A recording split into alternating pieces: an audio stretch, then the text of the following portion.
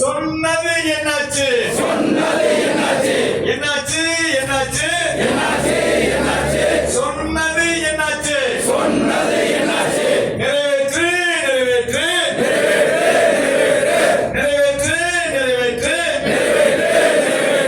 விவசாயிகளுக்கு அளித்த வாக்குறுதியை நிறைவேற்று. உடனடியாக நிறைவேற்று. தேர்தல் அறிக்கையில் சொன்னீங்களே என்னாச்சு? உத்தரவாதம் சொன்னீங்களே என்னாச்சு? என்னாச்சு? மாற்றம் இதுதானா? மாற்றம் இதுதானா? வேண்டாமே, வேண்டாமே, ஏமாற்றம் வேண்டாமே, விவசாயிகளுக்கு வேண்டாமே, விவசாயிகளுக்கு வேண்டாமே. தள்ளுபடி செய், தள்ளுபடி செய், தள்ளுபடி செய், தள்ளுபடி செய். விவசாயிகளுக்கு அளித்த வாக்குறுதிப்படியாக தள்ளுபடி செய், தள்ளுபடி செய். கூட்டுறவு பயிர்க்கடன்களை முழுமையாக தள்ளுபடி செய். விரைவாக தள்ளுபடி செய். ஓய மாட்டோம், ஓய மாட்டோம், ஓய மாட்டோம். கடன் தள்ளுபடி பெறும் வரை ஓய மாட்டோம், ஓய மாட்டோம். வெல்லட்டும், வெல்லட்டும், விவசாயிகள் போராட்டம். வெல்லட்டும், வெல்லட்டும். வாழ்க, வாழ்க, வாழ்கவே. விவசாயிகள் வாழ்கவே. வாழ்க, வாழ்க, வாழ்கவே. விவசாயிகள் வாழ்கவே. அனைவரும் அமருமாறு அன்போடு கேட்டுக்கொள்கிறோம்.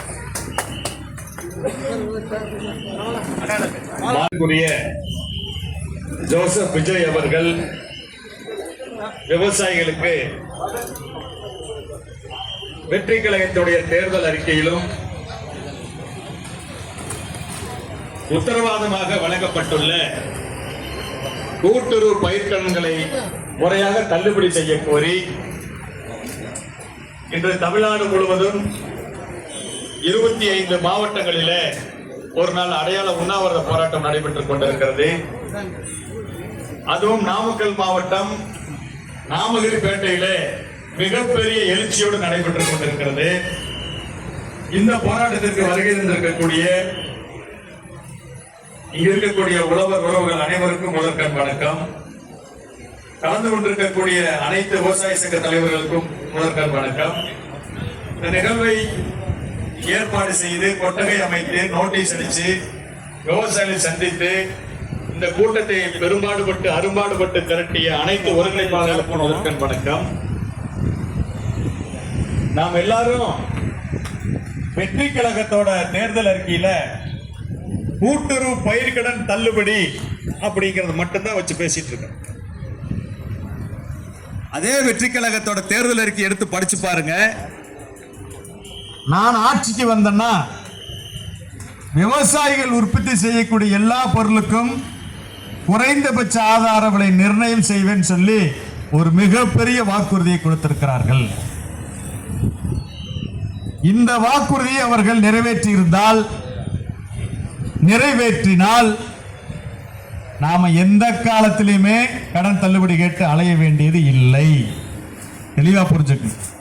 நாம கேட்கிறது நம்மளை உற்பத்தி செய்ய சொல்லக்கூடிய அரசாங்கம் நம்ம பொருளுக்கு விலை நிர்ணயம் பண்ணுவது கிடையாது.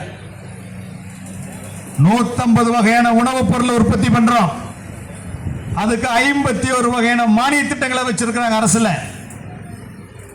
150 வகையான உணவுப் பொருளுக்கு 51 வகையான மானிய திட்டங்களை கொடுத்து விவசாயிகளை உற்பத்தி செய்ய தூண்டுகிற இந்த மத்திய மாநில அரசுகள் விவசாயிகள் உற்பத்தி செஞ்சு வியாபாரிகிட்ட கொண்டு போகும்போது, கமிட்டிக்கு போகும்போது விவசாயிகளுக்கு அவர்கள் கொள்முதல் இல்லை. விவசாயிகளுக்கு கட்டுப்படியான விலை இல்லை. தமிழ்நாடு அரசு பாலை தவிர வேற எந்த பொருளுக்குமே விலை நிர்ணயம் செய்யவில்லை. மத்திய அரசு வெறும் 21 பொருளுக்கு மட்டுமே விலை நிர்ணயம் பண்ணி இருக்கு. அதுலயும் 4 பொருள் தாங்க மத்திய அரசாங்கம் கொள்முதல் பண்றாங்க. யோசிச்சு பாருங்க, ஏன் இப்படி நடக்குது? இந்த நாட்டில் விவசாயிகள் பெரும்பான்மையா இருக்கிறோம். ஒவ்வொரு முறை நாம் வாக்களித்தான் அரசியல் கட்சிகள் ஆட்சிக்கு வருகின்றன. ஆனால் ஆட்சிக்கு வரும்போதெல்லாம், எதிர்கட்சியாக இருக்கும் போதெல்லாம் எல்லா போராட்டங்களையும் அரசியல் கட்சிகளோட அறிக்கை பறந்து வருது. போராட்டத்தை அறிவிக்கிறாங்க, நம்மளை சூடேத்துறாங்க. சூடேத்தி அப்படியே ஓட்டம் வாங்கிட்டு கிளம்பிடுறாங்க. வாக்குறுதிகள் நிறைவேற்றப்படவே இல்லை. கடந்த 35 வருஷமா இந்தியா முழுவதும் இருக்கக்கூடிய மாநில கட்சிகள், தேசிய கட்சிகள் எல்லாத்தோட தேர்தல் அறிக்கை எடுத்து பார்த்தீங்கன்னா, நாங்க ஆட்சிக்கு வந்தா விவசாயிகளுக்கு எல்லா உற்பத்திக்கும் விலை நிர்ணயம் பண்ணுவோம், கொள்முதல் பண்ணுவோங்கிற வாக்குறுதி தவறாமல் இடம்பெற்றிருக்கிறது.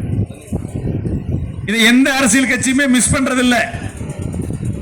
எல்லாரும் இதை தெளிவா நிறைவேற்றுறாங்க. எதுல? தேர்தல் அறிக்கையில மட்டும் அவர்கள் நிறைவேற்றுகிறார்கள். ஆட்சிக்கு வந்ததுக்கு அப்புறம் விவசாயிகளுக்கு அல்வா கிண்டி கொடுக்கறதுல மட்டும்தான் தெளிவா இருக்கிறாங்க. கூட்டணி கட்சியா இருக்கிறாங்க, பேச மாட்டாங்க. ஆளுங்கட்சியா இருக்கிறாங்க, பேச மாட்டாங்க. ஆக ஒவ்வொரு முறையும் இந்த அரசியல்வாதிகளுக்கு வாக்களித்து விட்டு ஏமாந்து போகிற சமூகத்தில் முதல் சமூகமாக இன்னைக்கு இந்தியாவில் விவசாய சமூகம் இருந்து கொண்டிருக்கிறது. இன்னைக்கு கூட நாம் உற்பத்தி செய்யற பொருளுக்கு விலை கொடுக்கணும், கொள்முதல் பண்ணணும், கட்டுப்படியான விலை கொடு அப்படிங்கறத விட்டுட்டு கடன் தள்ளுபடியுடன் நாம கெஞ்சக்கூடிய அளவுக்கு இந்த முதல்வர் கொண்டே விட்டுருக்கார். எல்லா கட்சியிலும் வாக்குறுதினாங்க. ஐயா விஜய் அவர்கள் இது உத்தரவாதம்னு சொன்னார். ஆட்சிக்கு வந்ததையும் முதல் கையெழுத்தா இருக்கும் நினைச்சோமா இல்லீங்களா? ஏன்னா கடந்த காலத்தில் மற்ற மாநிலங்கள்ல எல்லா பக்கமே விவசாயிகளுக்கு கொடுத்த வாக்குறுதி தான் முதல் கையெழுத்தாக இருக்கும். இங்க முதல் கையெழுத்தே வரல, இன்ன வரைக்கும் முழுமையாகவே சொன்னதை செய்யல. எடுத்ததே ஒரு அரசாணையை போடுறாங்க. 50,000 ரூபாய் கீழே இருந்தா முழுசா தள்ளுபடி, 50,000 ரூபாய்க்கு மேல இருந்தா நம்ம ஆட்டை பட்டியல பிரிக்கிற மாதிரி 60,000 வாங்கியிருந்தா 40, 70,000 வாங்கியிருந்தா 30, 80,000 வாங்கியிருந்தா 20, 90,000 வாங்கியிருந்தா 10,000, 1 லட்சத்துக்கு மேல வாங்கியிருந்தா 5,000. இது எப்படி இருக்குதுங்கன்னா, இந்த வடிவேல் ஒரு படத்துல ஏலம் போடுவான். 1000, 2000, 3000, 4000, 5000 சொல்ல மாட்டான். பிம்பிளிக்கு பியா பிம்பா. அந்த கதையாகி போச்சு நம்ம வாழ்க்கை. சரி, இது தவறு, சொன்னதை செய்யுங்கன்னு சொல்லி தமிழ்நாட்டில் இருக்கக்கூடிய எல்லா விவசாயிகளும், எல்லா விவசாய சங்கங்களும் வலுவாக போராடியதுக்கு அப்புறம் மறுபரிசீலனை பண்றேன்னு சொன்னாங்க. மறுபரிசீலனை பண்ணி சொன்னதை செய்வாங்கன்னு பார்த்தா ஒரு படி ஏறி வந்திருக்கிறாங்க. 50,000 75,000 மாறி இருக்குது.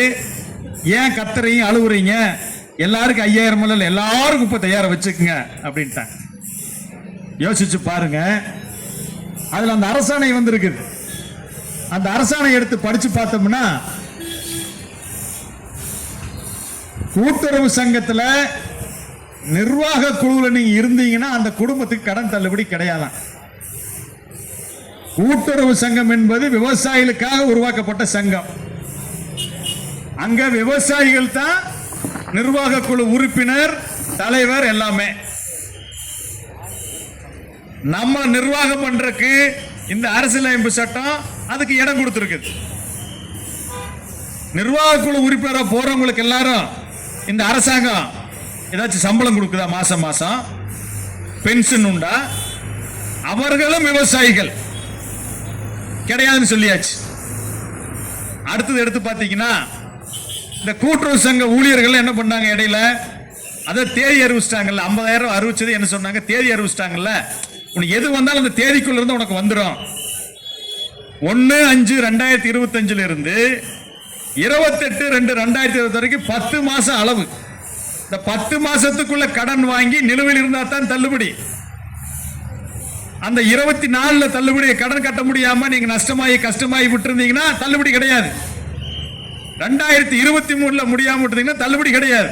இந்த 10 மாசத்துக்குள்ள நீங்க கடன் வாங்கி இருக்கிறீங்க, அரசாங்கம் டேட்டா பிக்ஸ் பண்ணிருச்சு, உனி கட்டுங்க பிரச்சனை இல்லை அப்படின்னு நிறைய போன் பண்ணி சொன்னாங்க. விவசாயிகள் கொண்டு கட்டுனாங்க. இன்னைக்கு அரசாணையில் எப்படி தெரியுங்களா வந்திருக்குது, நீங்க கட் ஆஃப் தேதிக்கு அப்புறம் கடனை திருப்பி செலுத்தியாலும் தள்ளுபடி இல்லைன்னு அறிவிச்சிருக்காங்க. கட் ஆஃப் தேதிக்கு அப்புறம் கடனை திருப்பி செலுத்தி இருந்தாலும் தள்ளுபடி கிடையாதுன்னு இருக்கிறாங்க.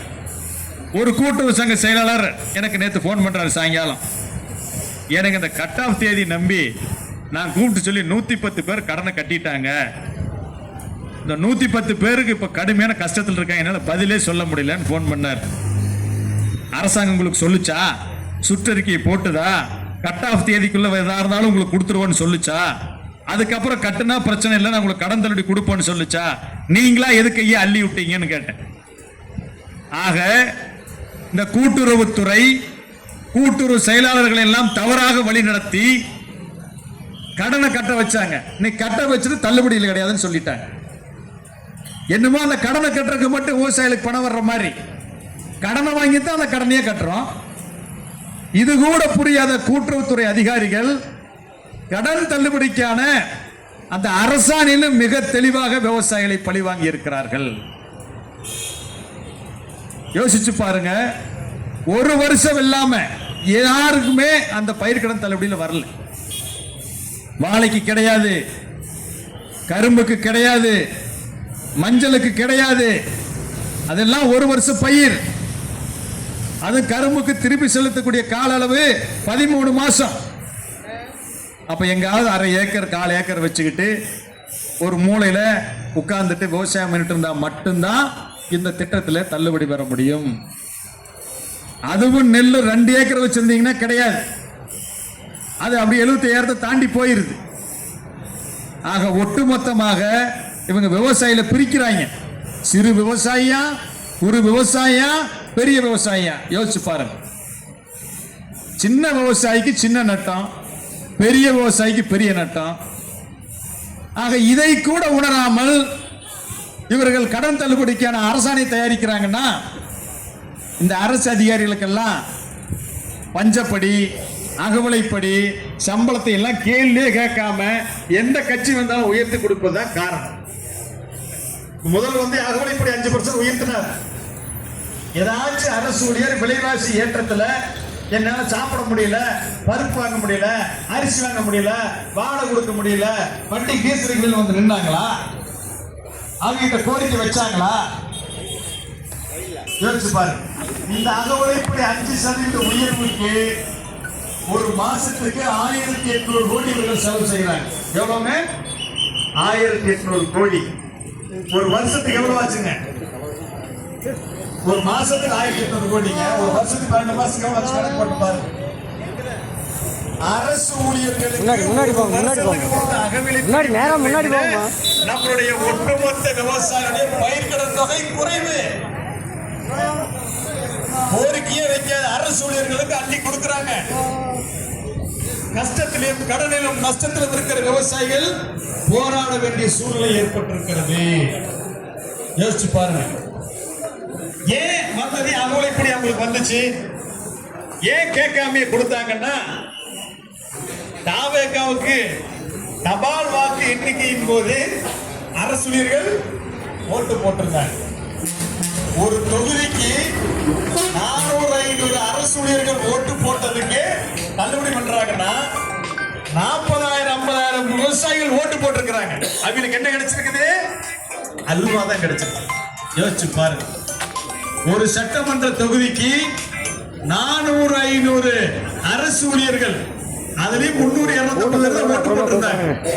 திமுக அதிமுக அவனுக்கு பின்னாடி ஓட்டு வாங்க. அவர்களுக்கு கேட்காமலேயே அகவலைப்படி உயர்வு. இவங்க நம்மளுக்கு உத்தரவாதம் கொடுத்து வாக்குறுதியும் கொடுத்து நம்ம வாக்குகளை எல்லாம் வாங்கிட்டு ஒவ்வொரு தொகுதிக்கு விவசாயிகளுக்கு 40,000 ஓட்டு 50,000 ஓட்டை வாங்கிட்டு இன்னைக்கு விவசாயிகளுக்கு தினசரி கலர் கலரா அவ்வளவு கட்டி கொடுத்துட்டு இருக்கிறாங்க. முதல்ல ஒரு கலரு, இப்போ ஒரு கலரு, அரசாணை ஒரு கலர். ஆக விவசாயிகளை ஏமாற்றுவதற்கு எத்தனை வழிமுறை கையாளுறாங்க பாருங்க. அன்பிற்குரிய விவசாயிகளே, நீங்கெல்லாம் இந்த சப்ஜெக்ட் இப்ப நான் சொல்ற போற அடுத்த 2 நிமிஷம் பேச மட்டும் இன்னும் தெளிவா கேளுங்க. இந்தியாவில் இருக்கக்கூடிய பெரிய பெரிய கார்பரேட் கம்பெனிகள் இருக்கிறாங்க. 500 கோடி, 1000 கோடி, 5000 கோடி, 10,000 கோடி கடன் வாங்குறாங்க. கடனை வாங்கிட்டு தொழில் நஷ்டம், கட்ட முடியலங்கிறாங்க. இந்த கட்ட முடியலன்னு சொன்னா இந்த பிரச்சனைக்கு தீர்வு காண்பதற்காக முதலாளிகள் கடனை கட்ட முடியவில்லை, நஷ்டம் கஷ்டம்னு சொன்னா அந்த பிரச்சனையை தீர்ப்பதற்காக கம்பெனி லா போர்டு ஒன்று இருக்குது. தேசிய சட்ட நிறுவனங்கள் தீர்ப்பாயம், நேஷனல் கம்பெனி லா போர்டு ஒன்று இருக்குதுங்க. அந்த நேஷனல் கம்பெனி லா போர்டோட என்ன வேலை தெரியுங்களா? 36,000 கோடி. எவ்வளவுங்க?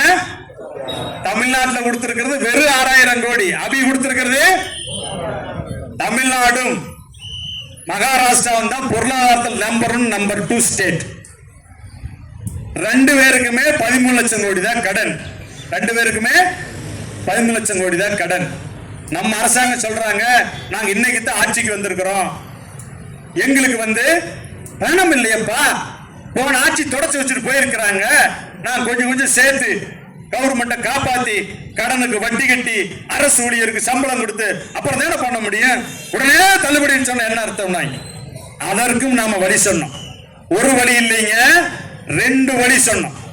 முதல்ல என்ன சொன்னோம்னா, ஐயா முதல்வர் அவர்களே, வருஷத்துக்கு 46,000 கோடி வேளாண்மை துறைக்கு ஒதுக்குறீங்க, அதுல 30,000 கோடிய ஊழல் மானிய பொருளுக்கு ஒதுக்குறீங்க. அந்த மானிய பொருள் மம்முட்டி வேண்டாம், அந்த கடப்பாரம் வேண்டாம், அந்த கிளியிற தார்பாய் வேண்டாம், அந்த முளைக்காத விதை வேண்டாம். இதுக்கு எதுக்கு 30,000 கோடி ஒதுக்குறீங்க? 46,000 கோடி 15,000 கோடி மட்டும் எடுத்து இந்த கடனை செட்டில் பண்ணிருங்க சாமி, இந்த ஊழல் திட்டமே வேண்டாம்னு சொன்னோம். இதை பண்ணலாமா பண்ணக்கூடாதா? பண்ணலாமா பண்ணக்கூடாதா சொல்லுங்க. அப்புறம் இப்ப 6,000 கோடி தள்ளுபடி பண்ணி இருக்கிறாங்க. தமிழ்நாட்டில் இருக்கிற எல்லா விவசாயிகளுக்கும் ஒரே நாள்ல டியூ டேட் கிடையாது. எல்லாருக்கும் ஒரே மாசத்துல கடன் முடியறதும் கிடையாது. 12 மாசமும் டியூ டேட் இருந்துட்டே இருக்குது. குறைஞ்சபட்சம் இந்த 14,000 கோடிய மாசத்துக்கு 1000 கோடி 1200 கோடி தான் கடனே வருது. சிறுக சிறுக அந்தந்த மாசம் முடிகிற கடனை அந்தந்த மாசம் தள்ளுபடி பண்ணி அந்தந்த மாசம் கூட்டுறவு சங்கத்தை கொடுத்தா பிரச்சனையே கிடையாது. இதை பண்ணலாமா பண்ணக்கூடாதா? இந்த ஆலோசனையும் நம்ம சொல்லியாச்சு. இதுவும் அந்த செவுட்டு ஐஏஎஸ் அது கேட்க மாட்டேங்குது, முதல்வர் காலுக்கும் போக மாட்டேங்குது. என்னதான் பண்றது? போராட வந்த எதிர்கட்சிங்கிறாங்க, பேசுற நீ அரசியல் பேசுறேங்கிறாங்க. இவ அரசியல் பேசி ஓட்ட வாங்கி ஏமாத்திட்டு போனதுக்கு அப்புறம் நாம பேசாம இருக்கலாமா? பேசாம இருக்கலாமா? யோசிச்சு பாருங்க. இங்க யாராச்சும் நம்ம திமுக ஓட்டு போடுன்னு சொன்னோமா? அதிமுக ஓட்டு போடுன்னு சொன்னோமா? இல்ல விஜய்க்கு ஓட்டு போட வேண்டாம்னு சொன்னோமா? நாம எதை கேட்கிறோம்? சொன்ன வாக்குறுதியை நிறைவேற்றுங்கன்னு கேட்கிறோம், சொன்ன உத்தரவாதத்தை நிறைவேற்றுங்கன்னு கேட்கிறோம். கடனை கட்ட முடியல, அது அரசாங்கத்தோட கடமை, அதை நீங்க நிறைவேற்றுங்கன்னு சொல்றோம். இதை கேட்டால் விவசாயிகளை பத்தி ஒரு அமைச்சர் சொல்றாரு, இவர்களை திமுக தூண்டி விட்டு போராடுறாங்களா. 14 லட்சம் பேருக்கு தள்ளுபடி பண்ணியிருக்காங்களா. கொடுக்கிறது எவ்வளவு? வெறும் 35,000.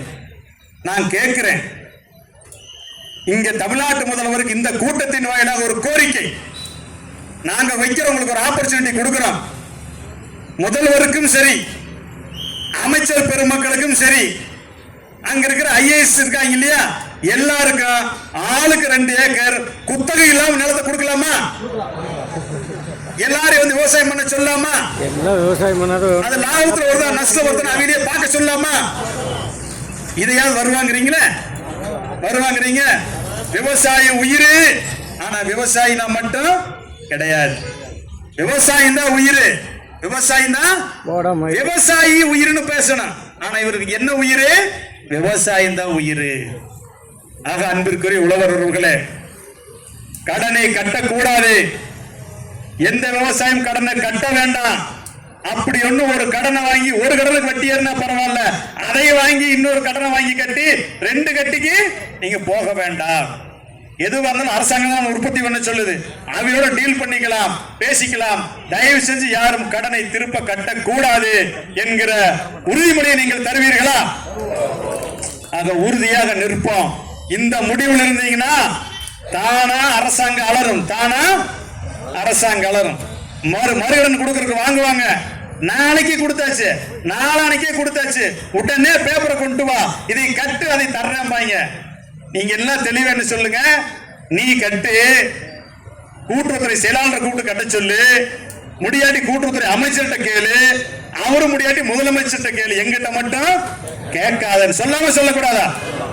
என்னங்க பெரிய மயிராண்டிக்கு உனக்கு கூட்டுறவு சங்கத்துல கடன் கொடுத்தா நம்மளுக்கு கடனா? ஏன் இல்லாட்டி பேங்க்ல வாங்க கூடாதா? மான ரோசத்தை காப்பாத்துறதுக்கு ஒரு 4% வட்டி கட்ட கூடாதா? அதனால ஈசு ரோசத்தோட பொழைக்க கத்துக்கணும். அப்படின்னு மானம் கட்ட பொழைக்கிற அவசியம் இல்லை. முதலாளிங்க தான் 5000 கோடி 10,000 கோடி கடனை வாங்கிட்டு பணத்தை லூட்டிங் அடிச்சு வெளிநாட்டுல போய் வந்துக்கிறேன். ஆனா வருஷத்துக்கு 10,000 விவசாயிகள் தமிழ்நாட்டில் மட்டுமல்ல இந்தியாவுடன் வாங்கின கடனை கட்ட முடியாம தற்கொலை பண்ணிட்டு இருக்கிறாங்க. யோசிச்சு பாருங்க. வாக்குறுதி கொடுத்தவன் தூக்குறது தொங்குறது இல்ல, உத்தரவாதம் சொன்னவன் தூக்குறது தொங்குறது இல்ல, மருந்த குடிக்கிறது இல்ல. யாரு குடிச்சு சாவரா? விவசாயி குடிச்சு சாவத்து இருக்க. ஆக எந்த உயிரையும் விட வேண்டாம், எதுக்கும் கவலைப்பட வேண்டாம். அவன் கடன் வசூல் வந்தா திருப்பி அடிப்பான். அடிக்கலாம், அடிக்க வேண்டாமா? கட்டை எடுத்த பட்டை எடுப்போன்னு அன்னைக்கு உழவர் பிறந்த நாராயணசாமி சொன்னாரா இல்லையா? சொன்னி வழக்குகளை வாங்கினாரா இல்லையா? 10,000க்கு மேற்பட்ட வசூல் சிறைக்கு போனாங்களா இல்லையா? இந்தியாவிலேயே முதல் முறையா உரிமை மின்சாரம் கிடைச்சதா இல்லையா? ஆக இவர்களுக்கு எல்லாம் சொன்னா புரியாது, பேசினா புரியாது, கெஞ்சினா கேவலமா பார்ப்பாங்க. கடனை கட்ட மாட்டோம்னு சொல்லி திருப்பி அடிக்கலாமா? ஆக அதுல உறுதியாக இருங்கள். எல்லா விவசாயிகளும் ஒவ்வொரு கூட்டுறவு சங்க வரைய கூட்டம் போட்டு எல்லாரும் கடனை கட்ட மாட்டோம் அப்படிங்கறது உறுதி ஏற்படுத்துங்க, உறுதிமொழி எடுத்துக்குங்க. கண்டிப்பாக அப்புறம் முதல்வர் கொடுத்த உறுதிமொழி தானாக நிறைவேறும் என்பதை உணர்ந்து கொண்டு நீங்கள் அனைவரும் உழவர் உறவுகளாக ஒன்றுபட்டு நிற்க வேண்டும் என்பதை தெரிவித்துக் கொண்டு இந்த ஏற்பாடு செய்த அனைத்து போராளிகளுக்கு மனமார்ந்த வாழ்த்துக்களை தெரிவித்துக் கொண்டு முதல் வரிசையில் அமர்ந்திருக்கக்கூடிய எங்களுடைய அக்காமார்களுக்கு எல்லாருக்கும் மனமார்ந்த வாழ்த்துக்களை தெரிவித்துக் கொண்டு இங்க வந்திருக்கக்கூடிய விவசாய சங்க தலைவர் அனைவருக்கும் அன்பான வரவேற்பு நன்றியும் தெரிவித்துக் கொண்டு வாய்ப்புக்கு நன்றி கூறி விடைபெறுகிறேன். நன்றி, வணக்கம். விவசாய சங்க தலைவர் வந்திருக்கிறாங்க 5 மணி வரைக்கும் உட்கார்ந்து இருப்போம் இல்லையா? 5 மணி வரைக்கும் உட்கார்ந்து இருக்காதான் கடனை கட்டாம இருக்க போவதான் உலகத்தோட பதிவு. அப்ப 5 மணி வரைக்கும் குருஜா உட்கார்ந்து இருக்க மாட்டோமா? ஏன்னா நாங்க இன்னும் ஒவ்வொருத்தரும் ஒவ்வொரு தலைவரும் பல இடங்களுக்கு செல்ல வேண்டி இருக்கு. சாயங்காலம் 5 மணிக்கு முடிக்கிறதுக்கு நான் 4 மாவட்டம் வந்து 5வது மாவட்டத்துக்கு வரேன்னு சொல்லியிருக்கேன். அடுத்தது கரூர், திண்டுக்கல் முடிச்சு திருப்பூர் போய் முடிச்சு வைக்கிறேன். ஆக ஒவ்வொருத்தரும் ஒவ்வொரு பக்கம் பறந்துகிட்டே இருக்கிறோம். அதனால் நான் விடைபெற வேண்டி இருக்கிறது. நீங்கள் அனைவரும் இருந்து 5 மணி வரை இந்த அடையாள உண்ணாவிரத போராட்டத்தை மிகச்சிறப்பா முடிக்கணும். ஏன்னு கேட்ட இதை சொல்றேன்னா, விவசாயி தானே, கோரிக்கை தானே, 2 மணிக்கு மேல இருந்தா பேசணும் அப்படிம்பாங்க. என்ன சொல்லுவாங்க? 2 மணிக்கு மேல இருந்தா பேச்சுவார்த்தை கூடாது. அதுவரை இழுத்து இருந்து போலீஸ்ல கலெக்டர் சொல்லுவார். இங்க 2 மணி ஆனா மாறு தண்ணி இருக்கணுமா? 3 மணிக்கு பால் கறக்கிறதுக்கு போகணுமா? இப்படி நம்ம போயிருவோம்னா அரசாங்கம் பயிற்சியே கொடுத்துருக்குது. விவசாய போராட்டம்னா 4 மணிக்கு பேச்சுவார்த்தை கூடணும். எத்தனை இருக்க? காலையில 11 மணிக்கு அப்படியே பேசி முறுக்கிட்டு கத்துவோம், உறவு எடுப்போம், பாத்தியா கூடத்தை பாத்தியாமா. 12 மணிக்கு பாதி இருக்காது, 2 மணிக்கு 40-50 இருக்கு, 4 மணிக்கு 10 பேர் தான் பேச்சுவார்த்தைக்கு போறக்க இருப்போம். நடக்குதா இல்லையா? ஆனா நீங்க எல்லாரும் இறுதி வரை அந்த அரசாங்கத்துடைய அந்த நம்பிக்கையை உடைக்கணும். இனி 3 மணியான ஒருத்தர் இருக்க மாட்டாங்க, நம்பிக்கை உடைக்கணும். ஆக நம்ம சில தியாகங்களை போராட்டத்தன்னைக்காவது செஞ்சுதாகணும். அனைவரும் இறுதி வரை இருந்து இந்த அடையாள உண்ணாவிரத போராட்டத்தை 5 மணி வரைக்கும் இருந்து எல்லாரும் முடிச்சுட்டு பழச்சாறு கொடுத்து முடித்துட்டு இறுதி வரை இருந்து நீங்கள் இந்த போராட்டத்தை வெற்றியாக்கி கொடுக்க வேண்டுமாய் அன்போடு கேட்டுக்கொண்டு விடைபெறுகிறேன். நன்றி,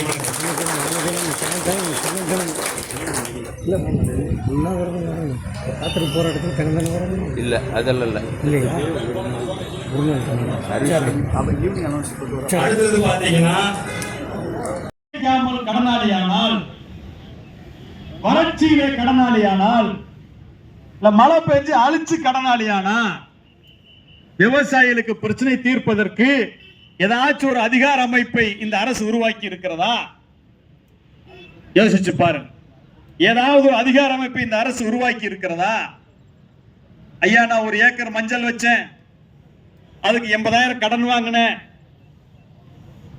எல்லா செலவும் என்னென்ன வேலை செலவு வச்சிருக்கேன், எனக்கு 1,20,000 ரூபாய்க்கு வித்துருக்கணும், எல்லாம் கணக்கு போட்டு பார்த்தா மஞ்சள் எனக்கு 60,000 ரூபாய்க்கு தான் வித்துது, எனக்கு 60,000 ரூபாய் நஷ்டம், இதை கொடுங்கன்னு சொல்லி கேட்கறதுக்கு ஏதாச்சும் ஒரு சட்டத்தையோ ஒரு அமைப்பையோ மத்திய அரசோ இல்ல ஏதாச்சும் ஒரு மாநில அரசு உருவாக்கி இருக்கிறதா? யோசிச்சு பாருங்க. ஆக விவசாயிகள் கடன் பட்டவர்களுக்கு கவலை கிடையாது, நஷ்டப்பட்டாலும் கவலை கிடையாது. விவசாயிகள் ஜாதியை சொன்னா கட்சியை சொன்னா அவங்க வாட்டுக்கு ஓட்டு போட்டு போயிருவாங்க, நமக்கு அவங்க ஒரு பிரச்சனையே கிடையாதுன்னு சொல்லி வச்சிருக்காங்க. இன்னைக்கு கூட அன்னைக்கு போன ஆட்சியில முதல்வருக்கு அமைச்சர் வர விவசாய பிரச்சனை தப்பு தப்பா தான் எடுத்து சொன்னாங்க. ஏனுங்க, அது அஇஅதிமுக தூண்டிடுற போராட்டம் சொன்னாங்க. போன ஆட்சியில போராடும்போது பாலன் இருக்கிறாங்க, சிப்காட்டுக்கு மட்டும் 200 போராட்டம் தாண்டி நடத்திட்டார். அவர் போராடும் போதுல அவர் கிடைச்ச பட்டம் என்ன? அவர் அஇஅதிமுக காரரான், அஇஅதிமுக தூண்டுதான், இப்படித்தான் சொல்லி வச்சிருக்கிறாங்க. சரி, ஆட்சி மாறிச்சு, இந்த 2 பேரும் வேண்டாம், ஆட்சிக்கு இவங்களுக்கு வாய்ப்பு கொடுத்திருக்கிறோம், நல்ல ஆளுங்க மகாராஷ்டிர கூட்டமானு கொடுத்திருக்கிறோம். இன்னைக்கு இவங்க என்ன சொல்றாங்க? இவங்க எல்லாம் திமுக தூண்டுதல்ல போராடுறாங்கன்னு சொல்றாங்க. யோசிச்சு பாருங்க. போராட்டம் பண்ணி சொன்னதை செய்யுங்கன்னு கேட்டா யாரு? திமுக காரங்க. வாக்குறுதி நிறைவேற்றுங்கன்னு சொன்னா நம்ம யாரு? திமுக காரங்க. யோசிச்சு பாருங்க விவசாயிகளே. ஆக நம்ம கிட்ட வாக்குறுதி கொடுக்கிறது, அதை உத்தரவாதம்னு சொல்றது, அதை வாங்கி ஜெயிச்சு எம்எல்ஏ ஆயிடுறது, எம்பி ஆயிடுறது, அமைச்சர் ஆயிடுறது, முதலமைச்சர் ஆயிடுறது, திருப்பி கோரிக்கை நிறைவேற்ற போது ஏயா சொன்னது செய்யலன்னு கேட்டா நாமெல்லாம் எதிர்கட்சிக்காரங்களாம். ஆக ஒட்டுமொத்தமாக இவர்கள் எதிர்கட்சியாக இருக்கும் போது நம்மளோடு சேர்ந்துக்கிறதும், ஆளுங்கட்சியானதுக்கு அப்புறம் நம்மளை எதிர்கட்சியாக்குற வேலையை இவர்கள் செய்து கொண்டிருக்கிறார்கள். இன்னொரு விஷயத்தையும் சொல்றேன் கேளுங்க. ஏன்னா இங்க வந்திருக்கிற எல்லாரும் நாளைக்கு போய் ஓட்டு போடக்கூடிய புது சமூகம் அல்ல. எல்லாம் 15 முறை 25 முறை ஓட்டு போட்டாச்சு. எம்எல்ஏ எம்பி உள்ளாட்சி சேர்ந்து எல்லாரும் போட்டீங்க. விவசாயிகளுக்காக விவசாய சங்கங்களை தாண்டி ஏதாச்சும் ஒரு கட்சி அறிக்கையை தாண்டி போராட்டத்துக்கு வந்திருக்கா? சொல்லுங்க. பிரச்சனை ஆகும்னு அறிக்கை, எதிர்கட்சியா இருந்த அறிக்கை, ஆளுங்கட்சியா இருந்த எதிர்கட்சி தூண்டுதல் சொல்லிடுவாங்க. இந்த மாதிரி ஒரு காத்திரு போராட்டம், விவசாயிகளுக்கு இந்த அரசு ஏமாத்துச்சு ஏதாச்சும் உண்ணாவிரத போராட்டம், தலைமைச் செயலக முற்றுகை, விவசாயிகளை திரட்டி நீ விவசாயிகளுக்கு சொன்னது ஏமாத்து ஏதாச்சும் கோரிக்கை பேரணி, இந்த மாதிரி ஏதாச்சும் ஒரு அரசியல் கட்சி இது வரைக்கும் பண்ணிருக்கான்னு சொல்லுங்க. இருக்கிறீங்களா? 10 முறை எல்லாருக்கும் 55 வயசு 60 வயசு, இத்தனை வயசு எல்லாம் ஏதோ ஒரு கட்சிக்கு மாத்தி மாத்தி ஓட்டு போட்டிருப்பீங்க. நீங்க ஓட்டு போட்ட கட்சியோ போடாத கட்சியோ ஏதாவது ஒண்ணு எதிர்கட்சியாக இருக்கும் போது விவசாயிகளை திரட்டி இந்த சிப்காட் வேண்டாம், கடன் தள்ளுபடி பண்ணு, விலை கூடுன்னு ஏதாச்சும் ஒரு கட்சி போராட்ட ஆர்ப்பாட்டம் பண்ணிருக்கா? யோசிச்சு பாருங்க. நாமளே இழிச்சு வாயினா இருந்துட்டு அறிக்கையை நம்பி வாக்குறுதி நம்பி ஓட்டு போட்டு போன அவிலா பணப்பட்டாங்க. யோசிச்சு பாருங்க விவசாயிகளே. தமிழ்நாட்டில் 184 சட்டமன்ற தொகுதியில சராசரியா ஒவ்வொரு தொகுதிக்கும் 60,000 ஓட்டுக்கு மேல விவசாய ஓட்டு இருக்கு. யோசிச்சு பாருங்க. சராசரியா 60,000 ஓட்டுக்கு மேல 184 தொகுதியில ஓட்டு இருக்கு, விவசாயிகள் ஓட்டு இருக்கு. அதுல 52 தொகுதியில லட்சம் ஓட்டுக்கு மேல இருக்குதுங்க. 52 தொகுதியில லட்சம் ஓட்டுக்கு மேல இருக்குது. விவசாயிகள் ஒன்றுபட்டு நின்று நாமெல்லாம் ஒருங்கிணைஞ்சு தொழிலாளி சமூகம் மாதிரி முதலாளி சமூகம் மாதிரி ஒரு 2 சீட்டு வாங்கி இருந்தா விவசாயி கையெழுத்து உள்ளிட்டு நான் வீட்டுக்கு போயிருவேன்னு சொல்ல முடியுமா முடியாதா? சொல்ல முடியுமா முடியாதுங்களா? முடியுமா முடியாதா? யோசிச்சு பாருங்க. ஆக இந்த ஜனநாயகம் நம்மளுக்கு மிகப்பெரிய வாய்ப்பை வழங்கி இருக்கிறது. மாபெரும் மக்கள் தொகையாக இருக்கிறோம். அரசாங்கத்தை தீர்மானிக்க சக்தியாக இல்ல, நாம் ஒன்றுபட்ட அரசாங்கமே நம்ம தான். ஆனாலும் எனக்கு கடன் தள்ளுபடி பண்ணுன்னு சொல்லி பிச்சை எடுக்கிற மாதிரி நம்மளை கேவலமான சூழ்நிலைக்கு தள்ளி இருக்கிறார். போராடுனா நீ எதிர்கட்சிக்காரன், அவங்களுக்கு வாழ்க்கை போட்டா அவங்க கட்சி துண்டை போட்டு கட்சியில ஒன்றிய மாவட்ட மைக்கு நம்மளை ஓட விட்டுருவாங்க. 1 ஏக்கர் 2 ஏக்கர் சொத்தை வைக்க வச்சிருவாங்க. இதுதான் நடந்துட்டு இருக்குது. ஆக நாம புத்தியா பொழைக்காம இருந்துட்டு அடுத்தவனை எத்தனை காலத்துக்கு நீ குறை சொல்லிட்டு அலைவீங்க? சரி, நாளைக்கு இன்னொரு கட்சி வருது, உங்களுக்கு நீங்க வர்ற சட்டமன்றத்தில் ஓட்டு போடுறீங்க, அவிலும் வாக்குறுதியில வஞ்சகம் இல்லாம கொடுப்பாங்க, மீண்டும் ஓட்ட போட்டு அவில முதலமைச்சர் ஆக்குறீங்க. அப்புறம் மீண்டும் இதே நிலைமை தானா? போராடுறதுக்கு எங்களை நேர்ந்துட்டு இருக்குதா? இல்ல விவசாயிகள் எல்லாரும் கெஞ்சிட்டே இருக்கணும், போராட்டம் பண்ணிட்டே இருக்கணும், ஆர்ப்பாட்டம் பண்ணிட்டு இருக்க நேர்ந்துட்டு இருக்குதா? நாம சரியாக இல்லாமல், தெளிவா புரிஞ்சுக்குங்க விவசாயிகளே, நாம சரியாக இல்லாமல் போனதோட விளைவுதான் இது. நாம கட்சியாக ஜாதியாக பிரிந்து போன விளைவுதான் இது.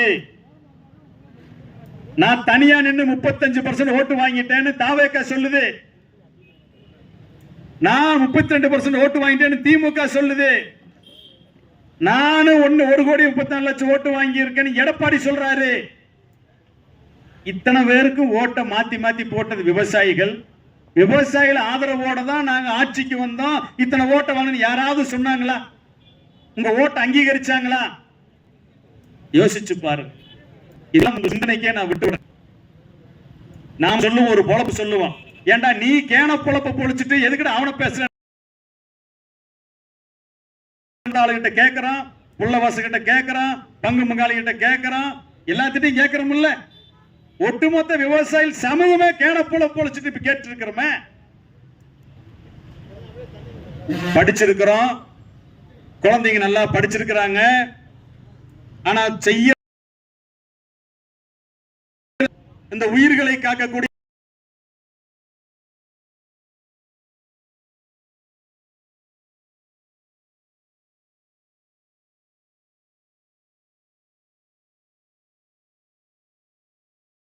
என்ன பண்ணுவீங்க, இதுவரைக்கும் என்ன பண்ணி இருக்கிறீங்க அப்படிங்கிறது என்னைக்காவது கேட்கிறோமா?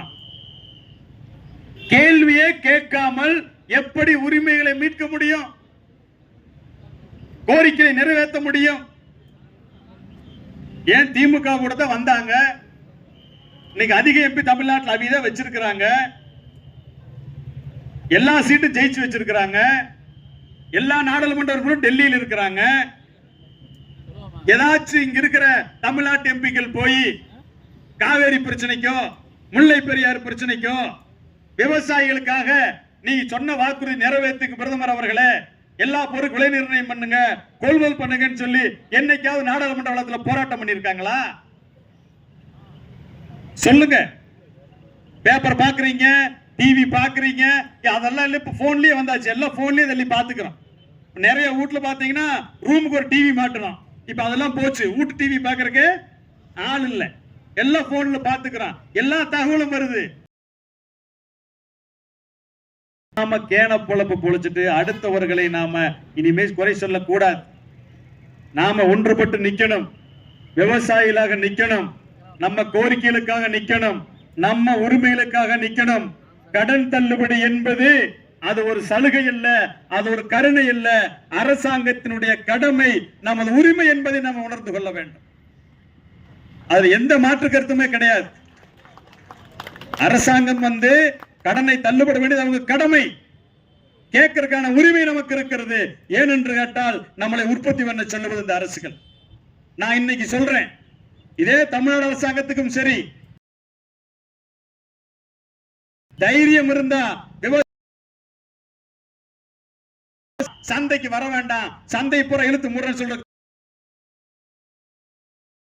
தைரியம் இருக்குதா? பாலை ஊத்த மாட்டேன்னு சொன்னா உடனே எஸ் வந்து நிக்கிறாரா இல்லையா? ஆளுங்கட்சிக்காரரை போய் பிடிச்சு நம்மளால ஊத்த சொல்லுங்க, நம்ம கட்சி ஆட்சி நடக்குன்னு சொல்றாரா இல்லையா? உத்தராரா இல்லையா? யோசிச்சு பாருங்க. சந்தை இழுத்து போட்டுன்னு 10 பேர் போனா நம்ம ஆளுகளே அந்த ஆளுங்கட்சிக்காரங்க வந்து நீ யாரா போட்டிருக்கு, நீ வரட்டு போய் ஓரமா கோர நான் விக்கிறட்டு போறாங்களா இல்லையா? யோசிச்சு பாருங்க விவசாயிகளே. நாம் எல்லாரும் படிச்சிருக்கிறோம், நாம் எல்லாரும் சிந்திக்கிறோம், நமக்கு போதுமான அறிவு இருக்குது. ஆனால் நமக்கு ஒற்றுமையாக நிக்க தெரியல. அதுக்கு யாருடைய குறை? அரசியல் கட்சிகள் நம்மளை பிரிச்சுதான் செய்வாங்க, கார்பரேட் கம்பெனியை பிரிக்கத்தான் செய்யும், அதிகாரி பிரிக்கத்தான் செய்வாங்க. அவை கத்துட்டு வந்ததே அப்படி. அதிகாரிகளாகட்டும், அரசியல் கட்சிகளாகட்டும், கார்பரேட் கம்பெனிகளாகட்டும் நம்மளை பிரிச்சாண்டா தான் அவங்க பொழைக்க முடியும். அவை செஞ்சுட்டே தான் இருப்பாங்க. பிரிவது யார் குற்றம்? நாம பிரிஞ்சு நிக்கிறது யார் குற்றம்? நாம 4 பேர் நிக்கிறோம். மிக எளிமையா நாம் எல்லாரும் பாடம் படிச்சதுதான். 4 மாடு ஒரு சிங்கம். இந்த கதையை நம்ம படிக்காதவங்களா? நம்ம குழந்தைக்கு நம்ம சொல்லி கொடுக்கலையா? 4 பேர் ஒன்றுபட்டு நின்னா சிங்கம் ஓடிடுது. 4 பேர் தனித்தனியா நின்னா சிங்கத்துக்கு நாம பிரியாணி ஆயிடுறோம். ஆகிறோமா இல்லையா? ஆக ஒற்றுமையை பத்தி பள்ளிக்கூடத்தை சொல்லி கொடுத்துட்டாங்க. ஆனா நாம ஒற்றுமை இல்லாம போனதுக்கு நிலைமைகள் என்ன தெரிந்து அதெல்லாம் நாராயணசாமி நாயுடு காலத்தோட போய் நம்ம தமிழ்நாட்டு விவசாயம் எல்லாம் ஒன்றுபட்டு 26 அரசியல் கடந்து, ஜாதி கடந்து, கட்சி கடந்து, நானும் விவசாயி, நான் போன்ற ஒற்றுமைதான் நமது கோரிக்கையை வென்று கொடுக்கும். ஆக நம்ம சொல்லிட்டோம், முதல்ல 50,000 கொடுத்தோம், இப்ப 75,000 கொடுத்தோம். இனிமே ஒன்னும் பிரச்சனை இல்ல, அரசாணை போட்டாச்சு. கூட்டுறவு சங்க ஊழியருக்கு பூரா இன்னைக்கு கூட்டம், ஜேஆருக்கு பூரா இன்னைக்கு கூட்டம், அரசாணை வந்தாச்சு. 2 நாள்ல கணக்கெடுத்து அனுப்பணுமா, 3ஆவது நாள்ல இருந்து வசூல் பண்ண தொடங்கணுமா? இந்த கூட்டத்திலேயே நான் கேட்கிறேன், நாங்க முடிவெடுக்கல, இங்க முன்னாடி வந்திருக்கிற ஒருங்கிணைப்பாளர்கள், தலைவர்கள் முடிவெடுக்கல. இந்த அரசாங்கத்துக்கு கடனை திருப்பி செலுத்தலாமா வேண்டாமா? எங்க வீட்டுக்கு வருவாங்க, நோட்டீஸ் ஜப்தி எல்லாம் இருக்குது, இருக்குதா? பாத்துக்கலாமா? தைரியமா? சரி, வந்தா ஒண்ணு பண்ணுங்க. முதல்வர் கொடுத்த வாக்குறுதி ஒரு பிரிண்ட் அவுட் எடுத்து கொடுத்து, எங்க அண்ணன் விஜய் அவர்கள் கடமை கட்டுவார், அவர்கிட்ட போய் கேட்டுக்கன்னு சொல்லாம சொல்லக்கூடாதா?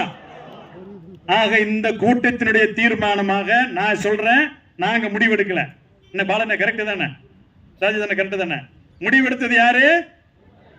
இதேவே தமிழ்நாடு கூட சொல்லலாமா? ஆக அன்பிற்குரிய விவசாயிகளே, எல்லாம் சரி சரின்னு கையை தூக்கிட்டு காரத்தால கூட்டுறவு சங்க வாசல் இருப்பீங்க தானே?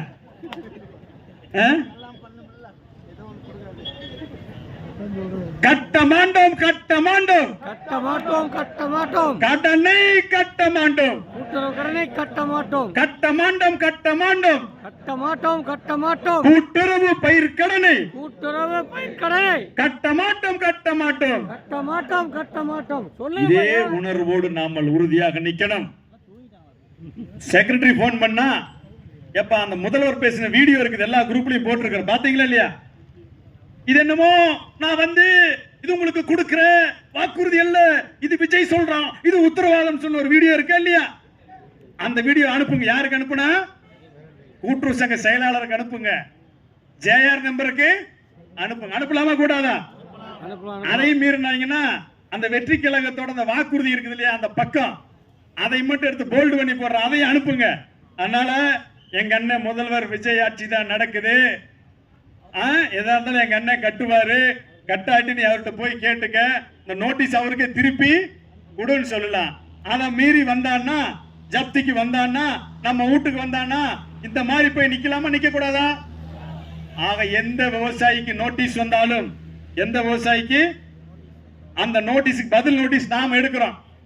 எங்க அண்ணன் விஜய் கடனை கட்டுவார், அவர் அட்ரஸ் எழுதி, அவரோட அட்ரஸ் எழுதி, அவரோட போன் நம்பர் எழுதி, இமெயில் ஐடி எழுதி, ஏன்னா தொடர்பு கொள்ள வெளியிட்டு இருக்காங்கல்ல, முதலமைச்சரை தொடர்பு கொள்ள, அமைச்சரை தொடர்பு கொள்ள, பிஏக்களை தொடர்பு போட்டிருக்காங்கல்ல. இப்படி அவங்க எல்லாத்துக்கும் தொடர்பு கொள்வதற்கு இந்தாங்க இதெல்லாம் தொடர்பு கொண்டு பேசி நேரடியாக கடனை அங்க வாங்கிக்கங்க, கடனை அங்க வாங்கிக்கங்க. எங்க அண்ணன் உத்தரவாதம் கொடுத்திருக்கிறாரு. எங்க அண்ணன் சாதாரண அண்ணன் இல்ல, எங்க அண்ணன் இன்னைக்கு தமிழ்நாட்டோட முதல்வர். அவர்கிட்ட நீங்க கேட்கணும், நாங்க பட்ட கடனை யாரு கட்டுவா? அவரு தான், எங்க அண்ணன் தான் கட்டுவாரு. அவருக்கு விவசாயம்னா உயிர். விவசாயிகளுக்கு எவ்வளவு வேணாலும் கடன் வருமானத்தை இழந்துட்டு வந்திருக்காரு. அதெல்லாம் கிடையாது, கட்டுவாரு சொல்லாம சொல்லக்கூடாது.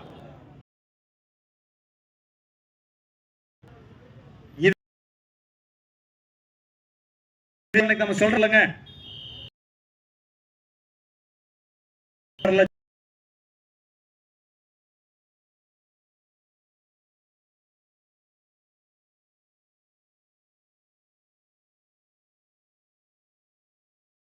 நடத்த இருக்கிறார்கள். எல்லா விவசாய சங்கங்களும் எல்லா விவசாயிகளும் இணைந்து ஒரு மாபெரும் கோரிக்கை பேரணி எங்க நடக்க போகுது? சென்னையில். சென்னை கோரிக்கை பேரணிக்கு கூட்டத்தை கண்டு அரசு முதல்வர் யோசிக்கணுமா வேண்டாமா? யோசிப்பாரா யோசிக்க மாட்டாரா? ஆக எல்லாரும் ஒரு வண்டி வாகனத்தை ஏற்பாடு செய்து காலையில 10 மணிக்கு சென்னை வந்து இறங்குறீங்க, 2 மணிக்கு பேரணி முடிக்கிற, கிளம்பி நைட்டு கூட்டுக்கு வந்துடுறீங்க. வரலாமா வேண்டாமா? ஆக ஒரு வேன்ல 20 பேர் வந்தீங்கன்னா 10 பேர் பெண்களா இருக்கணும், 10 பேர் ஆண்களா இருக்கணும். ஆம்பளையில இந்த அரசாங்கம் மதிக்கிறதே கிடையாது. உண்மைதான், நம்மளை பத்தி எங்களுக்கு தெரியும். சொன்னா கலைஞ்சிருவோம், சொன்னா கேட்டுக்குவோம், 2 மணிக்கு மேல இருக்க மாட்டோம், 5 மணிக்கு மேல சுத்தமா இருக்காதுன்னு எங்களுக்கு தெரியும். ஆனா பெண்கள் வந்தாங்கன்னா கடைசி வரைக்கும் உறுதியாக அமர்ந்திருப்பாங்க. அதனால தயவு செஞ்சு நீங்க ஊர் ஊரா கிளம்பி ஒவ்வொரு சஸ்டிக்கு 4 வேன் 5 வேன் வச்சு வரும்போது பாதி கூட்டம் மகளிர் கூட்டமாக இருக்கட்டும் என்பதை தெரிவித்துக் கொண்டு அடுத்த கட்ட போராட்டமாக ஜூலை 7ஆம் தேதி ஒரு மாபெரும் கோரிக்கை பேரணியில இதே கடன் தள்ளுபடி கோரிக்கை சென்னையில எல்லோரும் இணைந்து நடத்த இருக்கிறோம். எல்லா விவசாயிகளும் இணைந்து நாம் நடத்த இருக்கிறோம்.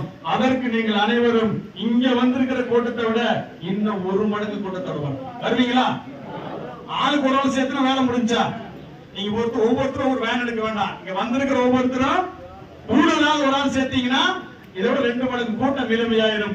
அந்த பெருங்கூட்டம் நமது கோரிக்கையை வென்று கொடுக்கும் என்பதை உணர்ந்து கொண்டு இன்றைக்கு முழு நாள் இருந்து வருகிற ஜூலை 7ஆம் தேதியும் நீங்கள் அனைவரும் பெருந்திரளாக சென்னைக்கு வர வேண்டுமாய் ஒட்டுமொத்த போராட்ட குழுவின் சார்பில் கூட்டமைப்பின் சார்பில் கேட்டுக்கொள்கிறேன். நன்றி, வணக்கம்.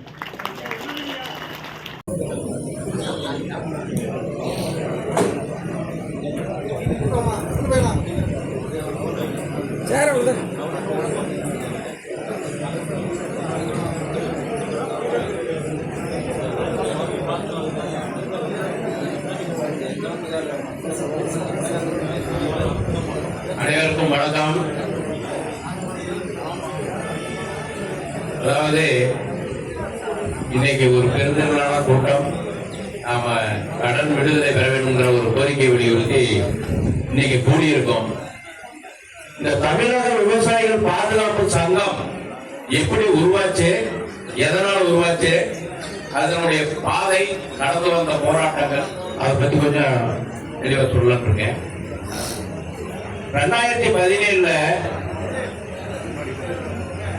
மின் தொடரமைப்பு கழகம் power grid central government scheme 800 kilowatt DC line. அது சத்தீஸ்கர் மாநிலத்தில் இருக்கிற ரெய்கர் அப்படிங்கிற ஊர்ல இருந்து, மாவட்டத்தில் இருந்து நம்ம கரூர் மாவட்டம் புகழூர் வரைக்கும் ஒரு மின்பாதை அமைக்கிறதுக்காக உலக வங்கியில கடன் வாங்குறாங்க. அந்த திட்டம் வந்து நம்ம தமிழக எல்லை வர வரைக்கும் சுமார் 1 வருஷத்துல அடிச்சு வருகிட்டு வந்துட்டான். தமிழ்நாட்டுக்கு உள்ள வந்த பிறகுதான் அவனுக்கு இந்த மின்பாதையை அமைக்கிறதுல எவ்வளவு சிரமம் இருக்குங்கிறத அனுபவித்தான். அந்த போராட்டம் முடிவுல அவன் சொல்லிட்டு போனது, இனிமேல் பவர் கிரிட் சம்பந்தமா எந்த ஒரு மின்பாதையும் தமிழ்நாட்டுல போட மாட்டேன் அப்படின்னு சொல்ல வைத்தோம். அந்த அளவுக்கு கடுமையான போராட்டம் நடத்தணும். அந்த மின்பாதையில பாதிக்கப்பட்ட விவசாயி நானே. என்னுடைய 4 ஏக்கர் நிலம், இந்த கடைசியில் ஒரு டவர், அந்த கடைசியில் ஒரு டவரு, மத்தியில கம்பி, டோட்டலா முடிஞ்சு போச்சு. 4 ஏக்கர் முடிஞ்சு போச்சு. எங்க நிலத்துக்குள்ள வந்து நிலம் வீட்டுக்கும் அதுக்கும் கொஞ்சம் தூரம் இருந்ததுனால அவன் வந்து சர்வே பண்ணது தெரியல, உள்ளுக்குள்ள வந்து மார்க் பண்ணது தெரியல. நாம கடலை பயிர் பண்ணியிருந்தோம், கடலைக்குள்ள வந்து குச்சி அடிச்சு சுண்ணாம்புல கோடு போட்டு போயிருந்தோம். நாங்க எதாச்சியா நிலத்துக்குள்ள போகும்போது என்னடா காட்டுக்குள்ள இப்படி என்ன யாரும் இது பண்ணியிருக்காங்கன்னு போய் விசாரிச்ச போதுதான் அடுத்த நாள் பொங்கலினோட குழி தோண்ட வந்தான். அது வரைக்கும் எங்களுக்கு எந்த விதமான அறிவிப்பும் தெரிவிக்கவில்லை, அரசும் தெரிவிக்கவில்லை, வருவாய்த்துறையும் தெரிவிக்கவில்லை. அதை ஏற்படுத்துற பவர் நிறுவனமும் எந்த விவசாயிகளையும் துச்சமாக நினைத்தது, கண்டுக்கவே இல்லை. அவங்களுக்கெல்லாம் சொல்லணுங்கிற அவசியம் இல்லைங்கிற மாதிரி நினைத்தது. அப்பதான் அந்த மின்தட திட்டத்துல நம்ம பொதுச் செயலாளர் முத்து விஸ்வநாதன் அவர் தோட்டத்திலையும் அதே நிலை. அவரு கோப்புக்குள்ள வந்து மரத்தை புடிக்கிட்டு தான் பண்ணணும். அவர் போய் தடுக்கிறாரு. போலீஸ் வந்து தடுத்தீங்கன்னா அரெஸ்ட் பண்ணுவாங்கிறாப்ல. என்னுடைய நிலத்துல வந்து இவ்வளவு வேலை செய்யறான், அவனுக்கு நீங்க அனுமதி கொடுக்குறீங்க, நான் தடுத்தா என்ன அரெஸ்ட் பண்ணுங்கிறீங்க. எனக்கு இந்த இந்திய அரசியலமைப்பு சட்டம் எதுவுமே பாதுகாப்பு கொடுக்கலையா? என்னுடைய நிலத்தை பாதுகாக்கிறதுக்கு எந்த சட்டத்திலையும் வழிவகை இல்லையா? இதை தெரிஞ்சு கொள்வதற்காகத்தான் இதுக்கு முன்னாடி கெயில் பைப்லைன் ஒன்று வந்தது. அம்மையார் ஜெயலலிதா காலத்துல அந்த திட்டத்தை எடுத்து விவசாயிகள் போராடினாங்க. அதை சாலை மார்க்கமா கொண்டு போகணும் அப்படின்னு சொல்லி போராட்டம் நடந்தது. அதுக்கு அம்மையாரும் செவி சாய்ச்சாங்க, காது கொடுத்து கேட்டாங்க. விவசாயிகளை கூப்பிட்டு தலைமைச் செயலகத்தில் வச்சு விசாரிச்சாங்க. ஊர் வாரியா ஒவ்வொருத்தரும் பஸ் எடுத்து அவங்களே பஸ் எடுத்து அங்க கூப்பிட்டு விசாரிச்சாங்க.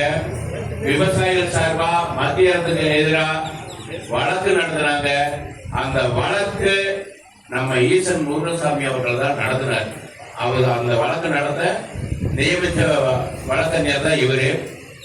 அந்த வழக்கு வெற்றி பெற்று கொடுத்தது. அம்மையாருடைய ஒத்துழைப்போட வெற்றி பெற்று கொடுத்தாங்க. அதனால அது போக கிட்டத்தட்ட இன்னைக்கு 13 பைப்லைன் திட்டங்கள், IDPL,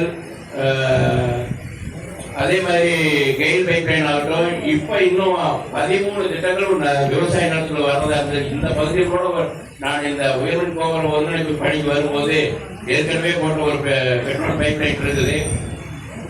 அந்த மாதிரி 13 பைப்லைன் உள்ள வந்திருக்கும். அதையெல்லாம் இன்னைக்கு சாலை மார்க்கமாக கொண்டு சேர்த்தணும் அப்படின்னா நம்மளுடைய விவசாய சங்கங்களும் நம்ம விவசாயிகளும் போராடுனதோட எதிரொலி. கடந்த ஆட்சியோட ஐயா மு.க. ஸ்டாலின் அவர்கள் நாங்க வந்தாலும் விவசாய நிலத்தை எடுக்க மாட்டோம் அப்படின்னு தான் சொன்னாரு. ஆனா அந்த IDPL திட்டம் வந்து தருமபுரி மாவட்டத்துக்குள்ள உள்ள வர்றது சர்வே பண்றாங்க. நம்ம சங்கம் பூரா அங்க நிக்குது. முதல் நாள் வராங்க அதிகாரிகள் தோட்டத்தை இறங்க விடல. அந்த தருமபுரி பகுதி மக்கள் நம்ம சங்கத்தை சேர்ந்தவங்க எல்லாரும் கிட்டத்தட்ட ஒரு 100 பேர் திரண்டிட்டாங்க. அதிகாரிகள் வந்து அளவீடு பண்ணக்கூடாதுன்னு தடுக்கிறாங்க. அடுத்த நாள் காலையில வர்றாங்க. அன்னைக்கு ஒரு 500 போலீஸோட வர்றாங்க. விவசாயிகளும் பேசி பாக்குறாங்க, ஒண்ணுமே நடக்கல. அந்த தோட்டத்தினுடைய உரிமையாளர் இவங்க பேசிட்டு இருக்கும் போதே அவங்க சாலையில் போய் தூக்கிட்டு இறந்துட்டார். இறந்த பிறகு அந்த அதிகாரிகள் எவரையும் வெளியே விடல. இந்த சாவுக்கு வழி சொல்லிட்டு நீங்க அவங்களுக்கு பாதுகாப்பு கொடுத்துட்டு அந்த குடும்பத்தை நீங்க பாதுகாக்காம நீங்க வெளியே நம்ப முடியாது. அந்த வட்டாட்சியர் கண்ணீர் விட்டுட்டார். அதுக்கப்புறம் தான் இந்த திட்டத்தை கண்டிப்பா நடத்த முடியாத ஒரு முடிவு எடுத்து இன்னைக்கு அத்தனை திட்டமும் சாலை மாற்றமா போச்சு. அப்படின்னா ஒரு சில உயிர் தியாகங்கள் எல்லாம் நமக்காக பாடுபட்டு கண்ணீர் சிந்தனவங்க அந்த குடும்பத்துக்கு இந்த நேரத்தில் ஒரு நன்றி சொல்லிக்கிறோம். நாங்கெல்லாம் கொஞ்சம் நிதி பங்களிப்பு இருந்தது. அன்னைக்கு இவ்வளவு பெரிய இயக்கம் நம்ம கிட்ட ஒருங்கிணைப்பு இல்லை. நம்ம மாவட்டத்துல இருந்து ஒரு பங்களிப்பு கொடுத்தோம். அதே மாதிரி எல்லா மாவட்டத்துல இருந்து கொடுத்தாங்க. அதே மாதிரி அரசு தரப்புடைய ஒரு 3 துறையின் நிதி அப்படி கொடுத்து அதெல்லாம் ஒரு இது பண்ணாங்க. இருந்தாலும் அந்த இழப்பு வந்து எத்தனையோ விவசாயிகளுடைய நிலத்தை காப்பாற்றி கொடுத்ததுங்கிறது உண்மையிலேயே நம்ம பெருமைப்பட்டுக்கூடிய விஷயம். இந்த உயர்மின் கோபுர திட்டத்துல இவ்வளவு பண்ணிட்டு இருந்தோம். அடுத்தடுத்து அந்த திட்டத்துடைய இதே வந்து கரூர்ல வந்து புகழூர் இடத்துல தான் போனதா இருந்தது பவர் ஹவுஸ். அப்போ மின்சாரத்துறை அமைச்சராக இருந்தவர் நம்ம தங்கமணி அவர்கள் தான். நான் இது வந்து கட்சி பத்தி சொல்றதாவே இல்லை. எனக்கு பக்கத்து ஊர்ல 3 கிலோமீட்டர் பக்கத்துல தான் நம்ம இது நல்ல மனிதர் தான். அவருக்கு ஒன்று நாம தான் அவருக்கு பக்கமாக இல்லை, அவரை குறை சொல்லணுங்கிறது இல்லை. ஆனா அதே இந்த பீரியட் இருந்த போன பீரியட்ல இருந்த மின்சாரத்துறை அமைச்சர் செந்தில் பாலாஜியும் அதே இயக்கத்துல தான் இருந்தாரு. அவரு நேரம் போனார். ஆனா புகழூர்ல நீங்க பவர் ஹவுஸ் போட்டதா இருந்தா இந்த திட்டத்தை கைவிட்டுருங்க, கண்டிப்பா நானே நிறைவேற்ற விடமாட்டேன் அப்படின்னு அவர் போய் நேரம் போட்டு சொல்லவும் புரோக்கர்ல அனுப்பி தாராபுரம் பக்கம் கொஞ்சம் தரிசா இருக்கு, இந்த பக்கம்லாம் கொஞ்சம் பச்சையா இருக்கு, ஆத்து பசமா இருக்கு அப்படின்ட்டு ஒரு 200 ஏக்கராக புரோக்கரை விட்டு சோலார் மின் நிலையம் அமைக்கிறோம் அப்படின்னு சொல்லி நிலத்தை வாங்கி இச்சி பெட்டி அப்படிங்கிற ஒரு இடத்த இவர் போய் புது புகழூர்னு பேர் வச்சு அந்த இடத்துல அந்த பவர் ஹவுஸ் நிறுவனத்துக்கு அந்த பவர் கிரிட்டுக்கு கையெழுத்து பண்ணி கொடுத்து அந்த வழித்தடத்தை மாற்றி அமைச்சதுனாலதான் எங்க மாவட்டத்தில் வந்து அது எந்த விவசாயி பாதித்தாலும் அது பாதிப்பு தான். நாம அன்னைக்கே வந்து நிறைய அந்த போராட்டத்துல நிறைய வழிமுறைகள் வந்து ஒவ்வொரு நாளும் ஒவ்வொரு முன்னெடுப்பு, அது எப்படி தடுக்கிறது என்ன சொல்றது. அப்போ நாம போய் தடுக்கலாங்கிற போகும்போது உங்களுக்கு இலவச மின்சாரம் வேணுமா வேண்டாமா இப்படி எல்லாம் ஒரு கேள்வி அவங்க அறிவுபூர்வமா கேள்வி கேட்கறாங்க. கேள்வியை கேட்கும்போது அது நம்ம பதில் சொல்லணும். அப்ப நம்ம அதை தடுக்கலாம், ஆனா அது கண்டிப்பா அது தவறானது. அதனால ஐயா நாங்க வந்து திட்டத்தை தடுக்கவில்லை, நீங்க மின்சாரத்தை கொண்டு செல்வதில் நாங்க எந்த வகையான பாதிப்பும் ஏற்படுத்தவில்லை. விவசாய நிலத்துக்கு பாதிக்காம விவசாயிகளுக்கு பாதிப்பு ஏற்படுத்தாம நீங்க சாலையோரமா கேபிள் மூலியமா கொண்டு போங்க அப்படின்னு. அப்ப சாலையோரம் கேபிள் மூலியமா கொண்டு போனதுன்னா முதல் சாத்தியமே இல்லைன்னாங்க. அப்புறம் அது எங்கெங்கெல்லாம் சாத்தியமா இருக்குது அப்படிங்கிற புள்ளி வரத்தோட நாங்க கொண்டே கொடுத்தோம். உலகம் பூரா எங்கெங்க கேபிள் போட்டிருக்கு, எத்தனை கிலோமீட்டர் வரைக்கும் கேபிள் போட்டிருக்கிறாங்க, நம்ம தமிழ்நாட்டில் எங்கெங்க கேபிள் போட்டிருக்குது அப்படிங்கிற புள்ளி வரத்தோட கொண்டு போனது பிறகு கூடுதலா செலவாகும். நாங்க அது வரைக்கும் சாத்தியமே இல்லைன்னு சொன்னவங்க அதுக்கு அடுத்தது கூடுதலா செலவாகும். நாங்க கூடுதலா எவ்வளவு செலவாகும்னு கேட்டோம். அவங்க வந்து 4 மடங்கு ஆகும், டவருக்கு அப்புறம் 4 மடங்கு ஆகும் அப்படின்னாங்க. நம்முடைய எஸ்டிமேட்டும் இருந்து நாங்களும் அதை மாற்றும் போது அடுத்த கேள்விக்கு எங்க வருவாங்கன்னு தெரியும். அப்ப வந்து வந்திருக்கும் ஐயா 10 ரூபாய் இயக்கத்தின் மாநில செயலாளர் வழக்கறிஞர் அவர்களை சிறப்புரையாற்றுவார்.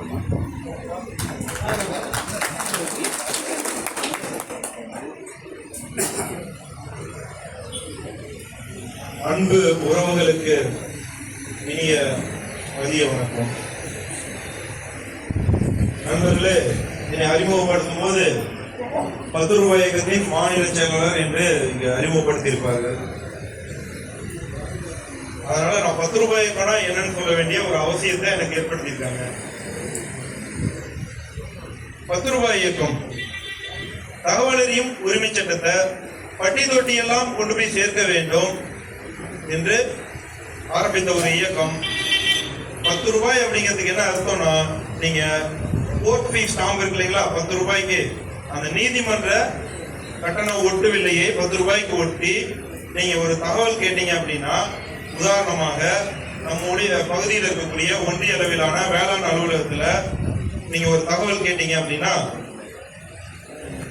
இந்த 2025-26 ஆண்டிற்கு நம்முடைய இந்த யூனியன்ல ஒன்றிய பகுதிகளில் எத்தனை விவசாயிகளுக்கு மானிய திட்டங்கள் மூலமா உதவி பெற்றிருக்காங்க, எவ்வளவு தொகை வரப்பெற்றிருக்கு, பயனாளிகளின் பட்டியல் கொடுங்க அப்படின்னு நீங்க கேட்டீங்கன்னா தகவல் அறிவு உரிமை சட்டத்துல அவங்க உங்களுக்கு அப்படின்னு தகவல் அறிவு உரிமை சட்டம் சொல்றாங்க. இதுக்கு நீங்க 10 ரூபாய் ஸ்டாம்ப் ஒட்டி பதிவு தகவல் அனுப்பி நீங்க விவசாயிகள் நாம் பெற்றுக்கொள்ளலாம். ஒருவேளை அவங்க தகவல் கொடுக்க மறுத்தாங்க அப்படின்னா அதே அலுவலகத்தில் இருக்கக்கூடிய உயர் அதிகாரிக்கு மேல்முறையீடு செய்யலாம். முதல் மேல்முறையீடு செய்தும் நமக்கு தகவல் கிடைக்கல அப்படின்னா தமிழ்நாடு தகவல் ஆணையத்திற்கு நாம் 2ஆம் மேல்முறையீடு செய்து தகவல் பெற்றுக் கொள்ளலாம். இந்த விஷயங்களை பாமர மக்களுக்கும் எளிமையா கிராமத்தில் இருக்க மக்களுக்கும் கொண்டு போய் சேர்க்கணுங்கிற ஒரே நோக்கத்துக்காக வேண்டிதான் 10 ரூபாய் இயக்கம் என்று எங்களுடைய இயக்கத்திற்கு பெயர் வைத்துள்ளோம். தகவல் அறியும் உரிமை சட்ட ஆர்வலர்கள் அமைப்பு அப்படின்னா கேட்கறதுக்கு நல்லா இருக்குங்க. ஆனா அது ஏதோ ஒரு பெரிய விஷயம் நினைச்சு சாமானியர்கள் விலகி போயிடக்கூடாது, ஆரம்பத்துல நிறைய பேர் கேட்பாங்க, எதுனா வழக்கறிஞர்கள் தான் இந்த இயக்கத்துல இருக்கணுமா அப்படின்லாம் கூட கேட்பாங்க. நாங்க சொல்லுவோம், யார் குறைவா படிச்சிருக்காங்களோ அவங்களுக்கு நாங்க முக்கிய பொறுப்பு கொடுக்கறதுக்கு தயாரா இருக்கோம். ஏன்னா அவங்க கிட்ட இருக்கக்கூடிய அந்த உறுதியும் தொடர்ந்து அந்த பயணம் செய்யக்கூடிய பண்பும் படித்தவர்கள்கிட்ட கூட நாங்க பார்க்க முடியல. நண்பர்களே, அதை விட ஒரு முக்கியமான விஷயம், 10 ரூபாய் இயக்கத்திற்கு தலைவர்கள் யார் தெரியுமா? 10 ரூபாய்க்குடைய தலைவர் யார் தெரியுங்களா? நல்வினை விஸ்வராஜ் அப்படின்னு இங்க சொல்றாரு. உண்மை அது அல்ல. 10 ரூபாய் இயக்கம் இந்த நாட்டில் உள்ள கோடான கோடி விவசாயிகளை தலைவராக கொண்ட இயக்கம் 10 ரூபாய் இயக்கம். 10 ரூபாய் இயக்கத்துக்கு தலைவர் கிடையாது, விவசாயிகள். நீங்க தான் தலைவர். இந்த நாட்டில் இருக்கக்கூடிய விவசாயிகள் தான் 10 ரூபாய்க்குடைய தலைவர். நாங்க எங்களுடைய கிளையில் ஆகட்டும், மாவட்டத்தில் ஆகட்டும், மாநில பொறுப்புகள்ல எங்கேயுமே தலைவர் அப்படின்னு உங்களால பார்க்க முடியாது. இதுக்கப்புறம் வேணாலும் கவனிச்சு பாருங்க எங்களோட நிகழ்ச்சிகள்ல. விவசாயிகளை தலைவராக கொண்ட அமைப்பு என்பதால் விவசாயிகளுக்கு அரணாக பாதுகாப்பாக இருக்க வேண்டிய கடமை எங்களுக்கு இருக்கிறது. தோழர் ஈசன் முருகசாமி அவர்கள் என்னை போன்றல்ல ஒரு நல்ல ஒரு மூத்த வழக்கறிஞர். எப்படி இன்னைய முதல்வர் சொல்றாரு இல்லையா, நான்லாம் அந்த துறையினுடைய உச்சத்தில் இருக்கும் போது அதை விட்டுட்டு தமிழ்நாடு முதலமைச்சரா வந்திருக்கேன்னு சொல்லுவார் இல்லையா, அது போல நம்முடைய தோழர் முருகசாமி அவர்கள் ஒரு நல்ல நிறைய ஒரு கிளைண்ட் பேஸ் அதை உருவாக்கத்துக்கு தான் நாங்கெல்லாம் உழைச்சிட்டு இருக்கிறோம். அப்படி ஒரு நல்ல ஒரு உயர் நீதிமன்றத்துல ஒரு நல்ல ஒரு செட்டப்போட இருந்த ஒரு நல்ல சம்பாதிச்சுட்டு இருந்தவர், இந்த விவசாயிகள் படக்கூடிய துயரங்களை பார்த்து இந்த விவசாயிகளுக்காக வேண்டி போராட வேண்டும் என்று இந்த களத்திற்கு வந்தவர் தோழர் ஈசன் முருகசாமி அவர்கள். அவருடைய வழிகாட்டுதலை நடக்கக்கூடிய இந்த உண்ணாவிரத போராட்டத்திலே பங்கு கொள்வதில் எனக்கு மிகுந்த பெருமையாக இருக்கிறது. நண்பர்களே, நானும் உங்களைப் போல ஒரு சிறு விவசாய குடும்பத்திலிருந்து வந்தவர்கள் தான். நம்முடைய எருமப்பட்டி பக்கத்தில் இருக்கக்கூடிய பவித்திரம் இருக்கக்கூடிய பாலசிராமணி என்ற ஒரு கிராமத்துல ஒரு சிறு குறு விவசாய குடும்பத்திலிருந்து வந்தவர்கள் தான். என்னுடைய வாழ்க்கையில் மிகப்பெரிய மாற்றத்தை ஏற்படுத்தியது 2006ஆம் ஆண்டிலே செய்யப்பட்ட கடன் தள்ளுபடி. ஒரு சிறு விவசாயிக்கு அன்றைய தினம் 1,20,000 ரூபாய் 2006ல கடன்னா அது எவ்வளவு பெரிய கடன் உங்களுக்கு தெரிஞ்சிருக்கும். எல்டி பேங்க்ல நம்ம தோட்டத்தோட பத்திரம் அடமானத்தில் இருந்ததுன்னா அதுக்கப்புறம் அது ஏலம் போறதை தவிர வேற வழியே கிடையாது, அதை மீட்கவே முடியாது. எனக்கு நல்லா ஞாபகம் இருக்கு, சொசைட்டில லோன் வாங்கிட்டு கட்ட முடியாம எங்க வீட்டுல இருந்த பாத்திரத்தெல்லாம் கொண்டு போய் சொந்தக்காரங்க வீட்டுல வச்சிருவோம். இத பார்க்காத ஒருத்தர் இங்க இருக்கவே முடியாது. இந்த கஷ்டத்தை அனுபவிக்காத ஒருத்தர் இங்க இருக்கவே முடியாது. இதையெல்லாம் சிறு வயதில் பார்த்து வளர்ந்தவர்கள் நாங்கள். எனவேதான் விவசாயிகளுக்கு ஒரு போராட்டம், விவசாயிகளுக்கு ஒரு பிரச்சனை என்றால் அங்கே இன்று காலையே நான் வந்திருக்க வேண்டியது. திருச்சியில் ஒரு முக்கிய வழக்கு, அதனால் அங்கு சென்று விட்டு நேரடியாக நண்பர் காந்திவாதி ரமேஷ் அவர்கள் தொடர்பு கொண்டு புதுச்சத்திரம் இறங்கி உடனே வந்துவிட்டோம். எங்களுடைய பொதுச் செயலாளர் அவர்கள் இன்று காலையிலிருந்தே நல்வினை விஸ்வராஜ் அவர்கள் இங்கே இருக்க வேண்டியது. நம்முடைய ஜெயராஜ் பெனிக்ஸ் 2 பேர் காவல்துறையால் கொல்லப்பட்டார்கள், அடித்து கொரோனா நேரத்தில் என்று கேள்விப்பட்டிருப்பீர்கள். அதில் அந்த கொலை குற்றவாளிகள் 9 பேருக்கு காவல்துறையை சேர்ந்த 9 போலீசாருக்கு தூக்கு தண்டனை வழங்கப்பட்டதையும் ஒரு 2 மாதங்களுக்கு முன்பு நீங்கள் டிவியில் பார்த்து கொண்டிருப்பீர்கள். அவர்களுடைய அந்த கொடுமை நடந்து அவர்கள் இறந்த அந்த நினைவு தினம் இன்று. நேற்று சென்னையிலே 10 ரூபாயத்தின் சார்பில் அவர்களுக்கு அஞ்சலி நிகழ்ச்சி நடைபெற்றது. அதனை அடுத்து இன்று தூத்துக்குடியிலே சாத்தான்குளத்திலே அவருடைய இல்லத்தில் இன்று நடைபெறக்கூடிய அந்த நினைவு தின நிகழ்ச்சியிலே நல்வினை விஸ்வராஜ் அவர்கள் கலந்து கொண்டிருப்பதால் அவருடைய சார்பாக இன்று நான் இங்கே கலந்து கொண்டிருக்கிறேன்.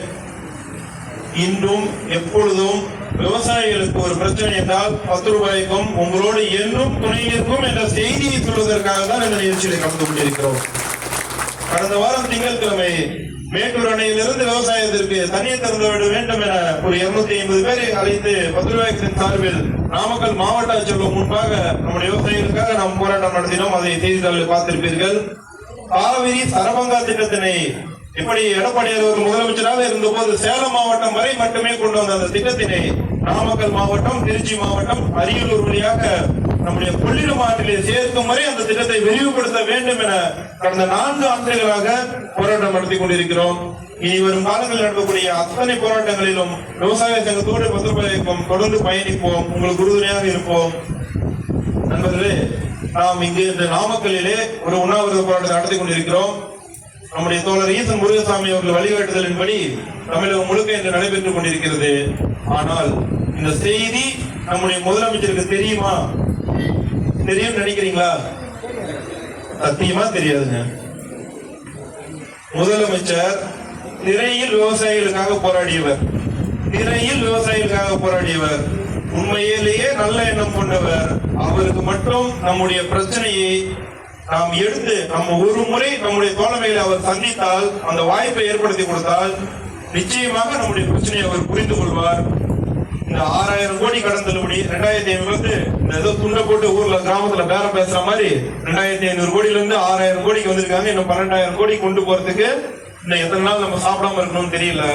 உண்மையிலேயே இந்த நாட்டில், குறிப்பாக தமிழ்நாட்டில் இருக்க பிரச்சனை என்னன்னா, இங்க யார் போராடி கொண்டிருக்கிறார்கள், எதற்காக போராடி கொண்டிருக்கிறார்கள் என்பதை உளவுத்துறை சொல்ல மறுக்கிறது. ஆளும் வர்க்கத்தில் இருக்கக்கூடிய அந்த அதிகாரிகள் இருக்கிறார் இல்லையா, IAS அளவிலான அதிகாரிகள், அவங்களுக்கு தெரிஞ்சதெல்லாம் பட்ஜெட் இதை வெட்டி இதை கட் பண்ணி எதை எங்க கொடுக்காம எப்படி எல்லாம் நிர்வாகம் பண்ணணும்னு நினைப்பாங்க. உண்மையான நிர்வாகம் வெட்டி ஒட்டுவதிலோ செலவினங்களை குறைப்பதிலோ இல்லை, மக்களை வாழ வைப்பதில், உங்களை நம்பி இருக்கக்கூடிய மக்களை வாழ வைப்பதில் தான் உண்மையான நிர்வாகம் இருக்கிறது. நீங்க உண்மையிலே இந்த அரசுக்கு ஒரு நல்ல எண்ணம் இருந்தால் ஒரு 20 ஆண்டு காலம் ஒரு டேட்டா எடுக்க சொல்லுங்க. எத்தனை பேர் விவசாயத்தை இருந்து வெளியேறி இருக்கிறார்கள் என்ற புள்ளி விவரத்தை எடுக்க வேண்டும். கடந்த 20 வருடங்கள்ல விவசாய தொழிலிருந்து எவ்வளவு பேர் வெளியேறி இருக்கிறார்கள்? ஏன் இது ஒரு நல்ல தொழில், லாபம் தரக்கூடிய தொழிலா இருந்தா ஏன் வெளியேறணும்? இப்ப நாமக்கல்ல கோழி பண்ண முன்னாடி நிறைய போட்டாங்க, அப்புறம் நஷ்டம் ஆகுதுன்னு சொல்லி இடையில நிறுத்திட்டாங்க. இப்ப கடந்த ஒரு 5 ஆண்டுகள்ல நிறைய மறுபடியும் கோழி பண்ண போட்டே வராங்க. ஏன்? லாபம் இருக்கு, முட்டை 5 ரூபாய்க்கு விற்குது, அதனால கோழி பண்ண போடுறாங்க. எங்களுக்கு விவசாயத்துல லாபம் இருக்குன்னா நாங்க ஏன் விவசாயத்தை விட்டு வெளியேறோம்? மேஸ்திரி வேலைக்கும் கொத்தனார் வேலைக்கும் கூலி தொழிலாளியாகவும் ஏன் இந்த தொழில இருக்கக்கூடியவங்க வெளியேறாங்க? 2 ஏக்கர் 4 ஏக்கர் இருக்கவங்களால ஏன் விவசாயம் பண்ண முடியல? உண்மையிலேயே அந்த சூழல் இருக்கா? வெங்காயம் உற்பத்தி செலவு 20 ரூபாய் 22 ரூபாய் ஆயிடுச்சு. மார்க்கெட்டுக்கு போனோம்னா 16 ரூபாய்க்கு விற்குது. எப்படி அந்த தொழில நாங்க பண்ண முடியும்? இதுக்கு ஏதாவது இழப்பீடு தரீங்களா? இல்ல எங்களுக்கு ஒரு 20 ஆண்டு காலம் ஒரு தொழிலை செஞ்சுட்டு திடீர்னு ஒரு மாட்டு தொழில போய் பார்க்க முடியுமா? என்ன வேலைக்கு போக முடியும்? கட்டட தொழிலாளியா தான் போக முடியும், பெரியார் வேலைக்கு தான் போக முடியும். ஒரு 20 ஆண்டு காலம் ஒரு தொழிலை செய்து விட்டு புதிதாக எதை கற்றுக்கொள்ள முடியும்? ஒரு 40-45 வயதில் எப்படி எங்களை மாற்றிக்கொள்ள முடியும்? இது ஒரு பக்கம் இருந்தாலும் இதை நாங்கள் விட்டு சென்றால் இதை நீங்கள் எங்கிருந்து வாங்குவீர்கள்? இன்றைய மத்திய அரசு சொல்லுகிறது, வெளிநாடுகளுக்கு டூர் போகாதீங்க, அந்நிய செலவாணி வெளியில போயிடும் சொன்னாங்களா? அப்ப உணவு பொருளை நீங்க வெளிநாட்டுல இருந்து இறக்குமதி பண்ணீங்கன்னா, துவரம் பருப்பு விலை கம்மியா கிடைக்குது, இறக்குமதி பண்றீங்க. ஒவ்வொரு பொருளும் இறக்குமதி பண்ணீங்கன்னா இந்த நாட்டினுடைய அந்நிய செலவாணி வெளியில போயிடுச்சு அப்படின்னா அதை சரி செய்ய, அந்த இழப்பை சரி செய்ய இந்த நாடு எவ்வளவு பெரிய விலை கொடுக்க வேண்டும்? அதில் ஒரு சிறு பகுதியை இந்த விவசாயிகளுக்கு கடன் தள்ளுபடியாகவும் மானியமாகவும் கொடுத்தால் இந்த மக்களும் வாழ்வார்கள், இந்த நாடும் நன்றாக இருக்கும். இன்னைக்கு சோசியல் மீடியாவில பாக்குற நிறைய பேர் சொல்றாங்க, நம்ம நீங்க எல்லாம் போற பதிவுல பாப்பேன், உங்களுக்கு எல்லாம் கடன் தள்ளுபடி கொடுத்துட்டு நாங்களாம் என்ன நஷ்டத்துல போறதா, இந்த கவர்மெண்ட் எல்லாம் என்ன ஆகுறது அப்படின்லாம் நிறைய பேர் போடுறாங்க. இந்த மக்களுக்கு 1000 ரூபாய் கொடுக்கும் போது வராத நஷ்டம் இந்த விவசாயத்தை தொழிலை நம்பி இருக்கக்கூடிய இந்த விவசாயிகளுக்கு மத்திய அரசால் 2000 ரூபாய் கொடுக்கும் போது ஒரு நஷ்டம் ஏற்படாது. அது வளர்ச்சி என்று சொன்னால் இந்த கடன் தள்ளுபடியும் வளர்ச்சிதான் என்பதை நினைவில் கொண்டு சோசியல் மீடியாவில் பேசுறவங்க பேசுங்க. இந்த அரசு டிஜிட்டல் மீடியாவின் மூலமாக தங்களுடைய பிரச்சாரங்களை கட்டமைத்து இந்த ஆட்சி அமைத்திருக்க காரணங்களினால் நண்பர்களே, நம்மளுடைய பிரச்சனையை கூட நம்ம டிஜிட்டல் மீடியாவில் தான் சொல்ல வேண்டிய கட்டாயத்திற்கு தள்ளப்பட்டிருக்கிறோம். எங்க எந்த பதிவு போட்டாலும் போய் கமெண்ட்ல போடுங்க, விவசாயிகள் புயலில் இருக்கிறோம், விவசாய கடன் தள்ளுபடி செய்யுங்கள் அப்படின்னு. இங்க இருக்கிற விவசாயிகள் எண்ணிக்கை கம்மி, எல்லாருமே தோட்டத்துல விவசாய பணி இருக்கிறதுனால இன்னைக்கு நிறைய பேரால கலந்துக்க முடியலன்னு நினைக்கிறேன். வீட்டுல இருக்கவங்க, இதை பாக்குறவங்க, நீங்க போய் மத்தவங்களுக்கு இந்த செய்தியை சொல்லுங்க. ஒரு நாளைக்கு அந்த Facebookல எங்க ஐயா வயசுல 60 வயசுல இருக்கவங்க கூட இன்னைக்கு இந்த போன், ஸ்மார்ட் போன் நல்லா யூஸ் பண்றோம். ஒவ்வொரு பதிவுகள்லையும் போய் கமெண்ட்ல போடுங்க. விவசாயிகள் மிகுந்த சிரமத்தில் இருக்கிறோம், மழை இல்ல, விளைவிச்ச பொருளுக்கு உரிய விலை இல்ல, அதனால எங்களுக்கு இந்த கடன் தள்ளுபடி நீங்கள் அறிவித்த, இந்த அரசாங்கம் அறிவித்த உரிமை தொகையை நீங்கள் சொல்லிய விதத்திலேயே செய்ய வேண்டும், அதுல எந்த ஒரு மாற்றமும் இல்லாமல் செய்யணும்னு சொல்லி இப்ப அந்த கமெண்ட்ல எல்லாம் நீங்க எல்லாமே நல்லா தமிழ் நல்லா பார்ப்பேன், தமிழ் நல்லா டைப் பண்ணி போடுவாங்க. இப்ப இருக்கிற ஒரு 25 வயசுல இருக்கவங்களுக்கு தமிழ் எழுத்து பிழை வருது. நீங்க பெரியவங்க எல்லாருமே நல்லா தமிழ்ல நல்லா டைப் பண்ணி போடுறீங்க. அந்த கமெண்ட்ஸ்ல போயிட்டு இந்த பதிவுல விவசாய கடன் தள்ளுபடி செய்ய வேண்டும், இது எங்களுக்கு செய்யக்கூடிய உதவி அல்ல, இது எங்களுடைய உரிமை என்று நீங்க போட வேண்டும். அதை பார்ப்பாங்க, மற்றவங்க எல்லாரும் பார்த்து அவருடைய கவனத்திற்கு கொண்டு, விஜய் அவருடைய கவனத்திற்கு கொண்டு சென்று அவர் அளித்த உத்தரவாதத்தை சொல்லுவாங்க இல்லையா, நாம சொன்ன வார்த்தைக்கு நாம தாங்க பொறுப்பு, நாம் சொன்ன வார்த்தைக்கு நாம் தான் பொறுப்பு. அதுபோல மாண்புமிகு தமிழக முதல்வர் அவர்கள் சொன்ன வார்த்தைக்கு அவர் தான் பொறுப்பு. அவர் எப்படி சொன்னாரோ, எதை இந்த நாட்டில் இருக்கக்கூடிய இந்த அரசாங்கத்துடைய கடன், இதோடைய பட்ஜெட் எல்லாமே அவருக்கு தெரியும். தெரியாமலாம் அவர் அரசியலுக்கு வந்திருக்காரு, எல்லாமே தெரிஞ்சுதான் அறிவிச்சீங்க. இன்னைக்கு உங்களுக்கு மனம் இருக்கிறது, உங்களை அதிகாரிகள் தவறாக வழிநடத்தி கொண்டிருக்கிறார்கள். தயவு செய்து அவருடைய பேச்சை கேட்காமல் இந்த நாட்டில் உள்ள கோடான கோடி விவசாயிகளின் குரலையும் இந்த முகத்தையும் பார்த்து எங்களுடைய குழந்தைகளின் எதிர்காலத்தையும் நாங்கள் இந்த தொழிலிருந்து வெளியேறிவிட்டால் இந்த மண்ணும் இந்த மக்களும் என்ன ஆவார்கள்? இது ஒரு எப்படி இன்னைக்கு வட மாநிலத்திலிருந்து கூலி தொழிலாளி இங்க வரானோ, இதே நிலை தமிழ்நாட்டுக்கு ஏற்பட்ட கூடாது என்றால் அந்தந்த பகுதியிலேயே வேலை வாய்ப்பு தரக்கூடியது விவசாய தொழில். இதை அழியாமல் பார்த்துக் கொள்ள வேண்டிய பொறுப்பு இந்த முதல்வருக்கு இருக்கிறது. எனவே நீங்கள் சொல்லியதை தயவு செய்து உங்கள் சொல்லை நீங்கள் காப்பாற்றுங்கள் என்று கூறி விடைபெறுகிறேன். நன்றி, வணக்கம். மதிய வணக்கம். அதாவது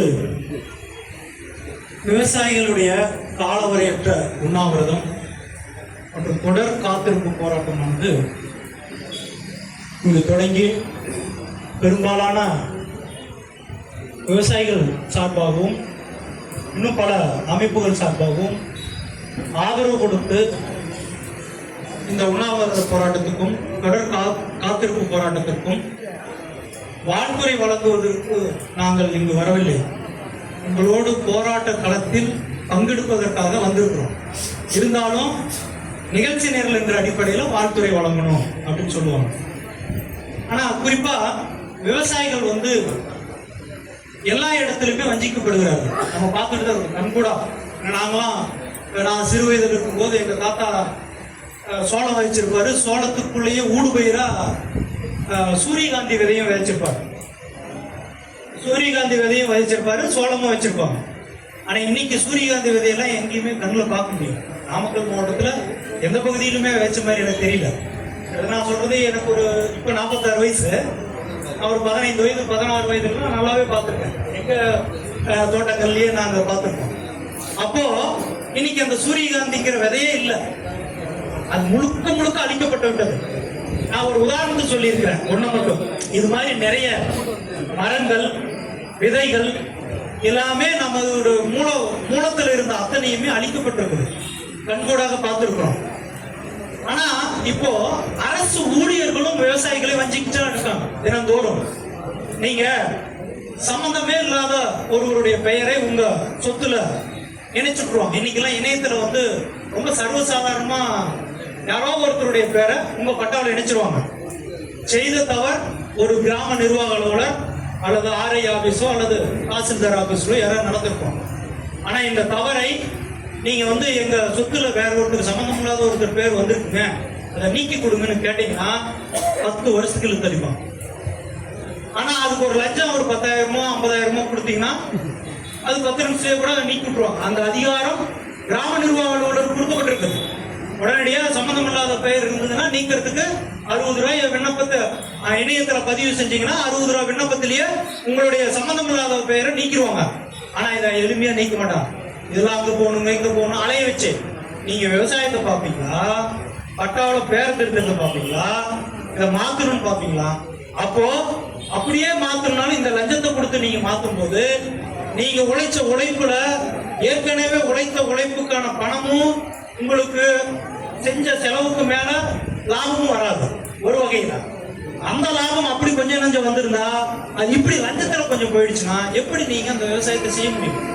அந்த அளவுல இன்னும் நான் சொல்ல போனா நீங்க நிறைய நாம விவசாயிகள் தெரிஞ்சுக்காம விஷயங்கள்லாம் இருக்கு, எல்லாத்தையும் இங்க பேச முடியாது. நான் ரெண்டு ஒரு விஷயத்த சொல்லிதான் ஆகணும்.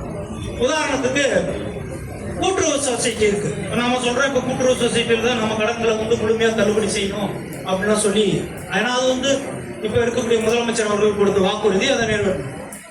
சில பேர் வாங்கியிருப்பீங்க, சில பேர் வாங்காம இருந்திருப்பாங்க, சில பேர் ஏற்கனவே கொடுத்த பட்டா சிட்டா ஆதார் அட்டை பேங்க் பாஸ்புக் வச்சு அந்த கூட்டுறவு சங்கத்தில் இருக்கக்கூடிய அந்த மேலாளரே அவரே உங்க பேர்ல கடன் வாங்கி தள்ளுபடி எவ்வளவு 35% தள்ளுபடினா 1 லட்சம் ரூபாய்க்கு 35,000 தள்ளுபடினா அது 100 பேர்கிட்ட 35,000 பணத்தை அவர் எடுத்துக்குவாரு. உங்க பேர்ல கடன் வாங்கியிருப்பாரு, அந்த கடனை அவரே கட்டிவிடுவாரு, 75,000 திருப்பி கட்டிவிடுவாரு. அந்த டைம் வந்த உடனே நீங்க வாங்கினதும் தெரிஞ்சிருக்காது.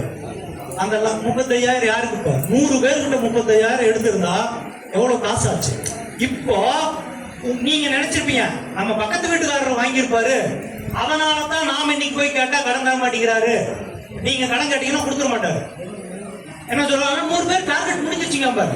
ஆனா எப்ப முடிஞ்சது? எப்படி முடிஞ்சது? ஏற்கனவே நீங்க கொடுத்த ஆதார் அட்டையும் பேங்க் பாஸ்புக்கும் நீங்க கொடுத்த உங்க சிட்டா பட்டாவெல்லாம் வச்சுக்கிட்டு அவங்களே பிரிண்ட் எடுத்து இன்னைக்கு போட்டு விட்டுருவாங்க. அதனால உங்களுக்கு விவசாயிகளுக்கு வர வேண்டிய மானியமும், அதாவது இந்த கடன் கூட வாங்கினதை தள்ளுபடி செய்ய சொல்றது ஒரு பக்கம், வாங்காம அவங்களே வந்து இந்த பலனை அனுபவிச்சுட்டு இருக்கிறவங்களும் இருக்காங்க. இப்ப ஏன் தள்ளுபடி செய்யலனா, இப்படி பல இதெல்லாம் குற்றங்கள் நடந்திருக்கிறதுனால நீங்க ஏற்கனவே சில நேரங்களில் பார்த்திருப்பீங்க, சில இடங்கள்ல இந்த மாதிரி கண்டுபிடிக்கப்பட்டு அந்த பணத்தை எல்லாம் அந்த சம்பந்தப்பட்ட கணக்காளர்கிட்ட வசூல் பண்ணதெல்லாம் நடந்திருக்கு. இப்பயும் அந்த மாதிரி குற்றங்கள் நடந்திருக்கலாம். அதனால இந்த கடனை தள்ளுபடி செஞ்சா அவங்களா மாட்டிக்குவாங்கன்னு கூட இத அதுக்கான டேட்டாஸ் எடுங்க பாத்துக்கலாம்னு சொல்லி கூட காலதாமதப்படுத்துவாங்க. ஆனால் நம்மளுடைய தொடர் போராட்டம் எப்படியா இருந்தாலும் விவசாயிகள் பெற்ற இந்த கூட்டுறவு சங்க கடன் தள்ளுபடியை முழுமையாக தள்ளுபடி செஞ்சுதான் ஆகணும். இவர்களை நீ ஐயா அவர் சொன்னார் மாதிரி தனிநபரா நீங்க நின்று எங்கேயுமே வெற்றி பெற முடியும். ஒரு கூட்டமைப்பா ஒரு உழவர்களுக்கான ஒரு விவசாயிகளுக்கான ஒரு சங்கத்தை அதில் இணைந்து கொண்டு நீங்கள் அந்த சங்கத்துல இருக்கீங்க அப்படின்னு ஒரு போர்டு கூட வச்சுக்காங்க வீட்டுல. இந்த சங்கத்தினுடைய உறுப்பினர் விவசாயி உங்க போட்டோவை போட்டு போர்டுல நீட்டா தெளிவா வீட்டு முன்னாடி வச்சுக்காங்க. அப்போ எந்த அதிகாரி உங்க வீடை வந்து பார்த்தாலும் சரி, அது எந்த துறையாட்டம், மின்சாரத்துறையில வந்தாலும் சரி, அது வந்து உள்ளாட்சி துறையில் வந்தாலும் சரி, நகராட்சி துறையில் எந்த துறையில் வந்தாலும் நீங்க யாருக்காகவும் எதற்காகவும் பயப்பட வேண்டிய தேவை இல்லவே இல்லை. விவசாயிகள் அதிகாரிகளை கண்டு பயப்படக்கூடிய சூழல் தான் இப்ப இருந்துட்டு இருக்கு. அதிகாரிகளை பார்த்தா நமக்கு வந்து ஒரு அடங்கல் வாங்குறதுக்கு எவ்வளவு நேரம் காத்திருக்க வேண்டியிருக்கு. அப்ப அடங்கல் வாங்க போகும்போது விஓ அங்க இருக்க மாட்டாங்க, திரும்பவும் விவசாயத்துக்கு மறுபடியும் வந்து செய்ய வேண்டியிருக்கும். நாளைக்கு போய் பார்த்தா நாளைக்கு இருக்க மாட்டாரு, எங்க போயிருக்காருன்னு போர்டுல எழுதி வச்சுக்க மாட்டாரு. இது எல்லாமே இன்னும் சொல்ல போனா அந்த விவசாயிகளுக்காகவே அந்த விஓஓ அந்த கிராமத்துல தங்கி இருந்துதான் பணி செய்யணும். 24 மணி நேரமும் அந்த ஊர்ல தான் விஓ இருக்கணும். ஆனா இருக்காரா இப்போ? எந்த கிராமத்துல இருக்காரா? உங்களுக்கு உதவி செய்யறாங்களா விவசாயிகளுக்குன்னு? இல்ல. அப்ப இதையெல்லாம் நீங்க கேள்வி கேட்கும் போதுதான் அரசு ஊழியர்கள் விவசாயிகளுக்கு என்னெல்லாம் வேணுமோ அதெல்லாம் செஞ்சு கொடுக்கணுங்கிற அக்கறையாவது வரும். எவ்வளவு நீங்க நம்ம நினைக்கிறோம் கூட்டுறவு சொசைட்டில தான் நமக்கு விவசாயிகளுக்கான இதெல்லாம் கிடைச்சிருக்குன்றா. நீங்க எந்த ஒரு மாவட்ட ஆட்சியர் பார்த்து கூட விவசாயிகளுக்கு அவருடைய நிதியிலிருந்து கூட சிலதை செஞ்சு கொடுக்கலாம். ஒரு எம்பி அவருடைய நிதியிலிருந்து விவசாயிகளுக்கு அந்த கோரிக்கைகளை நிறைவேற்றுவதற்கு செய்யலாம். ஒரு எம்எல்ஏ செய்யலாம். ஒரு ஊராட்சி மன்றத்துல ஒரு தீர்மானம் போட்டு நீங்க என்ன செய்யணும்னு நினைக்கிறீங்களோ அந்த தீர்மானத்தை நீங்க கொண்டு போய் சேர்க்கலாம். இப்படி பல்வேறு விதமான முயற்சிகள் மூலமாக, அதுவும் தனிநபர் இல்லாம விவசாயிகள் சங்கம் மூலமாக நாம் முன்னெடுத்தால் கட்டாயம் அரசு ஊழியர்களுடைய மெத்தன போக்கால் தான் இத்தனையும் உங்களுக்கு கிடைக்காமல் தடுக்கப்பட்டு வருகிறது. ஏன்னா இத ஒவ்வொரு துறையும் அந்தந்த இடத்துக்கு அடுத்த மேலதிகாரிகளுக்கு கொண்டு போய் சேர்த்தாங்கன்னா இறுதியாக முதலமைச்சர் காலத்துக்கு போயிடும், செய்தி போயிடும். ஆனா இந்த செய்தி போகாம தடுக்கிறது இந்த அரசு ஊழியர்கள் தான். இது என்ன சின்ன போராட்டம் தானே, கேட்டா ஒரு 10 பேர் கலந்துருக்காங்க, அவ்வளவுதாங்க, அதெல்லாம் ஒன்றும் பெருசா இல்லைங்க, உண்ணாவிரதமா அதெல்லாம் ஒண்ணு இல்லைங்க. இந்த மாதிரியான தகவலை கொண்டு போய் சேர்க்கறதுனாலதான் இவ்வளவு கஷ்டப்பட்டு இத்தனை பேர் உண்ணாவிரதம் இருந்தோம், இத்தனை பேர் தொடர் காத்திருப்பு போராட்டத்தில் ஈடுபட்டோம். இது நமக்கு நல்ல முறையில பலன் தராமல் போவதற்கு முழுக்க முழுக்க அரசு ஊழியர்கள் தான் காரணம். அவர்கள் எல்லாமே நமக்கான வேலைக்காரர்கள் தான். அதை நீங்க மனசுல வச்சுக்கோங்க. எந்த அரசு ஊழியரை பார்த்தும் அஞ்ச வேண்டியதில்லை. அவரெல்லாம் நம்ம கொடுத்த நீங்க, அதுவும் விவசாயிகள் உற்பத்தி பண்ணி அதுல நஷ்டத்துல போய் அந்த பணத்துல கொண்டு வந்த வரி பணத்துல தான் அவங்க எல்லாமே சம்பளம் வாங்கிட்டு இருக்காங்க. எக்காரணம் கொண்டு எந்த அதிகாரிகளுக்கு நீங்க அஞ்ச வேண்டாம். ஐயா அவர் சொன்னது போல எப்போது எங்களை தொடர்பு கொண்டாலும் நாங்களும் உங்களோடு, யாரா இருந்தாலும் சரி, அது கலெக்டரா இருந்தாலும் சரி, அது ஆர்டிஓவா இருந்தாலும் சரி, யாரா நமக்கு என்ன, அதெல்லாம் நமக்கான வேலைக்காரங்க தான். அதனால நீங்க யாரை கண்டும் அஞ்ச வேண்டாம். விவசாயிகள் மட்டுமே இங்கு தைரியத்தோடு இருக்கணும். விவசாயி மட்டும்தான் இந்த நாட்டுக்கான முதுகெலும்புன்னு சொல்லியிருக்காங்க மகாத்மா காந்தி அவர்களும். அந்த ஒரு உயரிய நோக்கத்தை நாம இப்ப அவர்களுக்கு பயந்துகிட்டு இருக்கிறோம். இந்த பயம் துளி கூட நமக்கிட்ட இருக்கக்கூடாது. தெளிவோடு நல்ல தைரியத்தோடு விவசாயத்தை செய்வோம், பெருக்குவோம், உற்பத்தியை பெருக்கி லாபத்தை பெருக்குவோம். இந்த தேசத்தில் இருக்கிற அனைத்து மக்களுக்கும் உணவை நல்ல முறையில் கொடுப்போம். நீங்கள் உண்ணாவிரதம் இருப்பது என்பது மிகுந்த வருத்தம் அளிக்கிறது. ஏன்னா உணவை உற்பத்தி செய்து கொடுக்கக்கூடிய ஒரு விவசாயியை போய் உண்ணாவிரதம் இருக்க வைக்கக்கூடிய சூழலை தள்ளப்பட்டிருக்கிறாங்கன்னா அந்த அரசு ஊழியர்கள் என்ன செய்துட்டு இருக்காங்க, அந்தந்த துறையில் இருக்கிறவங்களுக்கு என்னதான் இந்த வேலை செய்யும். ஏன் இந்த கவனத்தை கொடுவை? ஏங்க, நீங்க ஒரு கடிதம் கொடுத்தா அல்லது ஒரு போராட்டம் கொடுத்தா உடனே இங்க ஒருத்தர் மாவட்ட ஆட்சித்தலைவரோ அல்லது ஒரு எம்பியோ எம்எல்ஏ யாரோ ஒருத்தர் இமீடியட்டா ஒரு கடிதம் எழுதி முதலமைச்சருக்கு அவங்க அனுப்பலாமா இல்லையா? ஏங்க, கலெக்டர் அனுப்பினா முதலமைச்சர் பாப்பாரா இல்லையா? ஒரு லெட்டர் இன்னைக்கு நாமகிரிப்பேட்டையில விவசாயிகள் எல்லாம் உண்ணாவிரதம் இருக்கிறாங்க, என்னன்னு தெரியல, கொஞ்சம் அதை கவனிங்க அப்படின்னு நாமக்கல் மாவட்ட ஆட்சியர் ஒரு லெட்டர் அனுப்பலாமா? லெட்டர் அனுப்ப முடியுமா இல்லைங்களா? வேற ஒன்னும் செய்ய வேணாம். மாவட்ட ஆட்சியரே ஒரு லெட்டர், இந்த மாதிரி உண்ணாவிரதம் இருக்கிறாங்க, உங்களுடைய கவனத்துக்கு நான் கொண்டு வருவேன், இப்படி எல்லாம் செஞ்சாதான் அவர்களுக்கு உடனே சேரும். நாம் எழுதி கொடுத்த கடிதம்லாம் அங்க வெளியிலே நின்றோம், அந்த தபால் பாக்ஸ்ல என்ட்ரி பண்ணோம். ஏங்க, நாமளே ரகசியமா ஒரு கடிதம் முதலமைச்சருக்கு அனுப்புறோம், இங்க என்ட்ரி பண்றவர் பிரிச்சு படிச்சு பார்த்துருவாரு, எல்லாம் முதல்ல தெரிஞ்சிடும். முதலமைச்சருக்கு தெரியுதோ இல்லையோ, அந்த லெட்டரை பிரிச்சு என்ட்ரி பண்றதுக்கு இருப்பார் ஒருத்தர், அவரே பிரிச்சு படிச்சு பார்த்துருவார். என்ன லெட்டர் இதெல்லாம் இங்கேயே வச்சிருங்க, இப்படியே முடிச்சிருங்க. இந்த மாதிரி பல லெட்டர் இது யாருக்காக நம்ம முதலமைச்சருக்கு லெட்டர் அனுப்ப யாருங்க படிக்கணும்? முதலமைச்சர் தானே படிக்கணும். ஆனா அந்த அலுவலகத்தில் இருக்கிற படிச்சு முடிச்சிடறாங்க. சரி, அப்படிதான் நீங்க படிச்சீங்களே, இதை எடுத்து கொண்டு போய் சொன்னீங்களா? அதுவும் கிடையாது. அதனால இனிமே நாம கட்டாயம் அரசு ஊழியர்களும் உயர் பதவியில் இருக்கிறவங்களும் இதை கவனத்தில் கொண்டு போய் சேர்க்கணுங்கிறது நாம முன்னெடுப்போம். உங்களோடு எப்போது உறுதுணையாக இருப்போம். தொடர்ந்து நாங்கள் போராட்டத்து காலத்திலையும் சரி, பின்னாடி தொடர்ந்து வருவதற்கு நாங்கள் உறுதுணையாக இருப்போம். உங்களோடு தான் பயணிக்கிறோம் என்ற உத்தரவாதத்தை இந்த நேரத்தில் நாங்கள் தந்து வாய்ப்பு கொடுத்த அனைவருக்கும் நன்றி கூறி நிறைவு செய்து கொள்கிறேன். நன்றி, வணக்கம். ஆங்கமைவு எய்திய கண்ணும் பயமின்றி வேந்தமைவு இல்லாத நாடு. கடனறிந்து காலம் கருதி மரியாதைக்குரிய தலைவர் உள்ளிட்ட ஆன்றோர் அவைக்கு அன்பான மாலை வணக்கம். பிரதமர்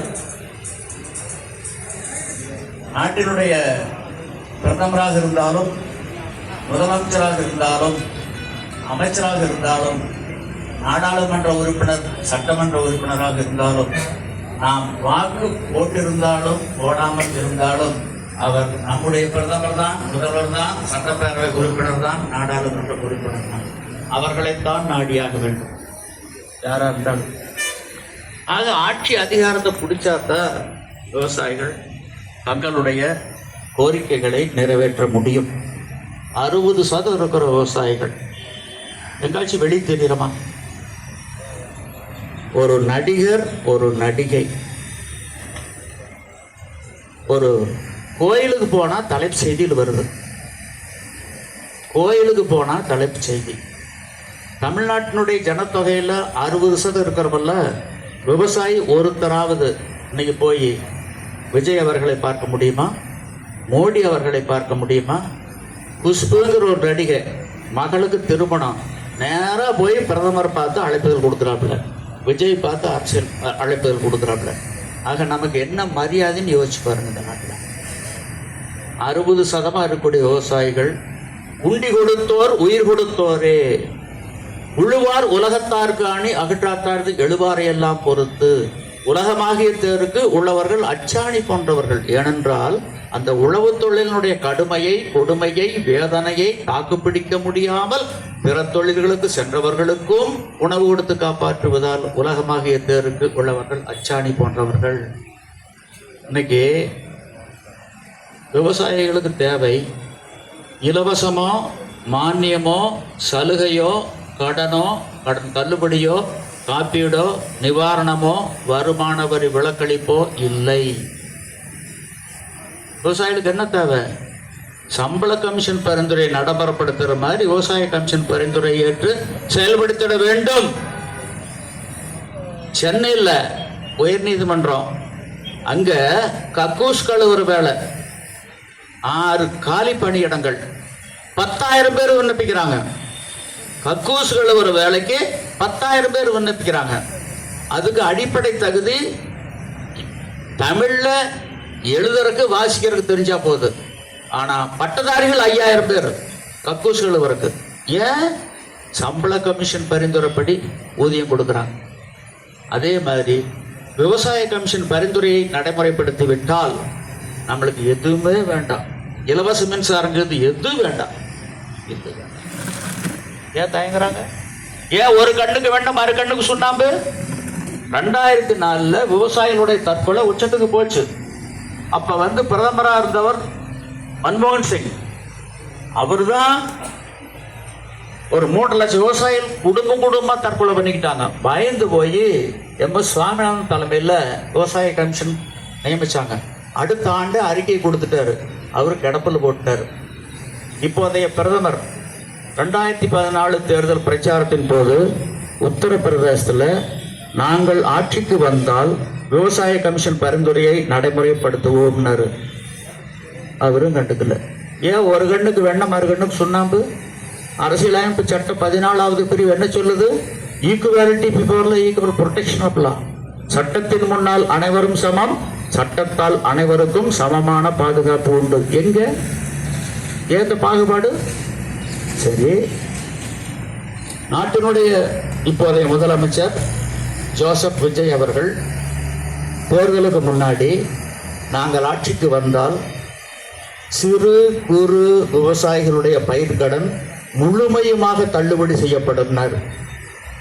பெரு விவசாயி 5 ஏக்கருக்கு மேல் இருக்கக்கூடிய விவசாயிகள், பெரு விவசாயிகள் அவர்களுடைய கடன் சரிபாதி தள்ளுபடி செய்யப்படும் இல்லையா? சரி, ஆட்சிக்கு வந்தாரு. வந்தோன்னு என்ன பண்ணாரு? அப்ப தொகையெல்லாம் சொல்லல.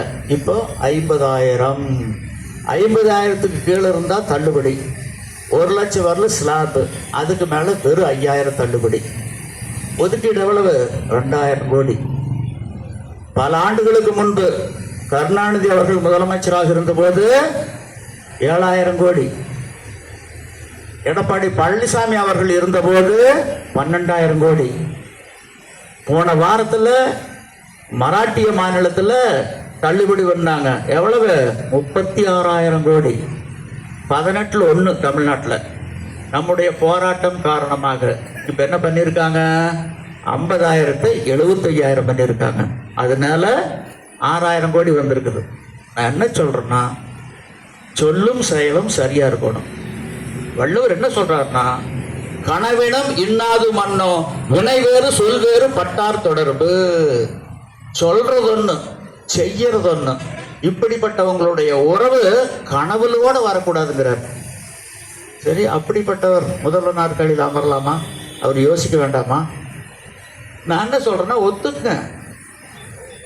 நீங்க தவறு செய்வது இயற்கை. யாரு வேணாலும் தவறு செய்யாத மனிதன் உலகத்தில் கிடையாது. தவறு ஒத்துக்கிட்டா சான்றோர். அதான் வள்ளுவர் பதிவு பண்றாரு. சால்பிற்கு கட்டளை யாதனில் தோல்வி துளையலார் கண்ணும் கொள்ளல். ஒரு மனிதன் சான்றோனா இல்லையா என்பதற்கு உரைகள் எது என்றால், தோல்வியை தவறை ஒப்புக்கொண்டு தன்னுடைய நிலைப்பாட்டை மாற்றிக்கொள்பவன் சான்றோன். அந்த மாதிரி அன்னைக்கு சொன்னது தப்பு அப்படின்னு சொல்லி, இந்த மாதிரி நிதிநிலை இல்லை, சட்டி காலி பண்ணி போட்டாங்க, இப்ப அகப்பையோட்ட என்ன வரும் அப்படின்னு யதார்த்தமா சொன்னா பிரச்சனைக்கு தீர்வு இருக்கு. வெளிப்படைத்தன்மை வேண்டும். வெளிப்படைத்தன்மை இல்லாத இருக்காரு. வெளிப்படைத்தன்மையை நோக்கி வாங்கன்னு சொல்றோம். நீங்க அவர் சொன்னதோட சரி ஆட்சிக்கு வர மாட்டோம்னு தான் அவர் சொல்லியிருப்பாரு. ஆட்சிக்கு வருவோம்னா சொல்லியிருக்க மாட்டாரு. ஆட்சிக்கு வருவோம்ங்கிற ஒரு நிலைப்பாடு இருந்த எதுக்கு 2 தொகுதியில் நிற்கிறாரு? எதுக்கு 2 தொகுதி நின்றுக்க மாட்டாரு. ஒன்றும் இல்லாத ஜனம் மாதிரி அதாவது அதிசயமா புயல் அடிச்சு சரி, அடுத்து வேற சப்ஜெக்ட் போலாம். ஒரு கை தட்டுங்க, அவ்வளோ வேற என்ன. நீங்க கல்தடை பத்தி என்ன நினைக்கிறீங்க? கல்தடை பத்தி என்ன நினைக்கிறீங்க? உலகத்துல 108 நாடுகள்ல பனை தென்னை மரங்கள் இருக்கு. எந்த ஒரு நாட்டிலும் கள் இறக்கவும் பருகவும் தடை இல்லை. எந்த ஒரு மாநிலத்திலும் இல்லை, தமிழ்நாட்டை தவிர. இதைத்தான் கலைஞர் உலகத்தமிழ் செம்மொழி மாநாடு நடத்தினாரு. அப்போ அந்த மாநாட்டு வளாகத்துக்குள்ள கல்லை வைக்கிறதா முடிவு பண்ணோம். உடனே பயந்து போய் முந்தைய நாள் அழைச்சாரு. அப்புறம் சொன்னோம், ஐயா வள்ளுவர் சொல்லியிருக்காருங்க ஐயா, எவ்வது உறைவது உலகம், உலகத்தோடு அவ்வது உறைவது அறிவுன்னு சொல்லியிருக்காருங்க ஐயா. உலகத்தோடு ஒட்ட ஒழுகல் பழகற்றும் கல்லார் அறிவிலதான் சொல்லியிருக்காருங்க ஐயா. ஐயா உலக அளவில் எங்கேயும் கல்லுக்கு தடை கிடையாதுங்க ஐயா, தமிழ்நாட்டை தவிர. ஆனா அப்படிப்பட்ட ஒரு நடைமுறை இருந்தால் அறிவில்லாதவர் அப்படிங்கிற ஒரு சொல்லு வருதுங்க ஐயா. தமிழ்நாட்டினுடைய முதலமைச்சராகிய உங்களுக்கு அறிவில்லாதவர்னு சொல்லு வர வேண்டுமா? என்ன பார்த்தாரு? காலையில் ஒரு 7-8 மணிக்கு கள் முக்கியமானது, அவசியமானது, தேவையானது, கவனிக்கிறேன்.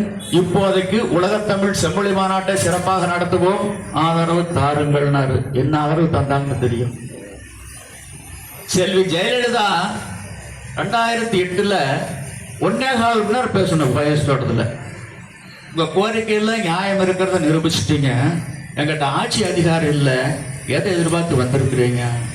அம்மா உங்களோட ஆட்சி அதிகாரம் இல்லைன்னு தெரியுங்கம்மா. வர்ற ஜனவரி 21ஆம் தேதி கல் இறக்கிறதா முடிவு பண்ணியிருக்கிறோம். இந்த அரசாங்கம் எங்கள் மீது அடக்குமுறையை மேற்கொண்டால் உங்களுடைய நிலைப்பாடு என்ன? அதுக்கு நம்ம பொறுமையா சொன்னாங்க, உங்களுக்கு ஆதரவாக இருப்போம்னு. கோவை மாவட்ட பொள்ளாச்சியில் நடந்த அந்த 2011 தேர்தல் பிரச்சார கூட்டத்தில் கல்லுக்கு வைத்து இருக்கக்கூடிய தடையை நீக்குவோம்னு அறிவிச்சாங்க. அதுக்கு பின்னாடி என்னை பார்க்கணும்னு விரும்பி இருக்காங்க 2 அமைச்சர்கள், PC பழனிசாமி, துரை ராமசாமி என்ன அழைச்சிக்கிட்டு போனாங்க. இங்க வாசவி கல்லூரியில் ஹெலிகாப்டர் வந்து இறங்கி அப்புறம் வந்தாங்க. அம்மா பொள்ளாச்சி பொதுக்கூட்டத்தில் கல்லுக்கு வைத்து இருக்கக்கூடிய தடையை நீக்குவோம்னு சொல்லி அறிவிச்சிருக்கீங்கம்மா. இது மக்கள் மத்தியில் நல்ல வரவேற்பு பெற்றிருக்கின்றது. இந்த தேர்தலில் நீங்கள் வெற்றி பெறுவீர்கள், முதலமைச்சராவீர்கள், வாழ்த்துக்கள் வாழ்த்துக்கள் வாழ்த்துக்கள். அதுக்கு அந்த அம்மா சொன்னாங்க, நன்றி நன்றி நன்றி. அதுக்கு பின்னாடி சாக வரல நம்மளால பார்க்க முடியல.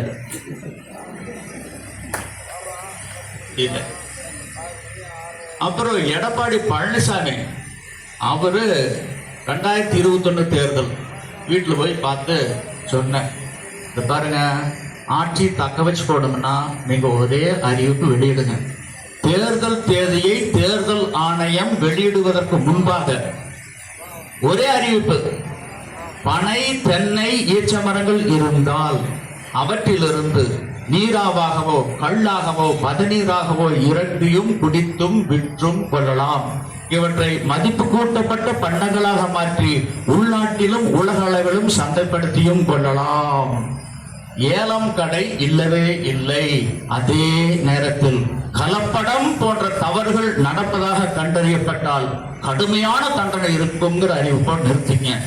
இளைஞர்கள் படிச்சுட்டு நிறைய பேர் இருக்காங்க, வேலைவாய்ப்பு அலுவலகத்தில் பதிவு பண்ணிட்டு. கல்லறுக்கிற தொழிலுக்கு மின்சார தேவையில்லை. இது சுற்றுச்சூழலை பாதிக்காத ஒரு தொழில்.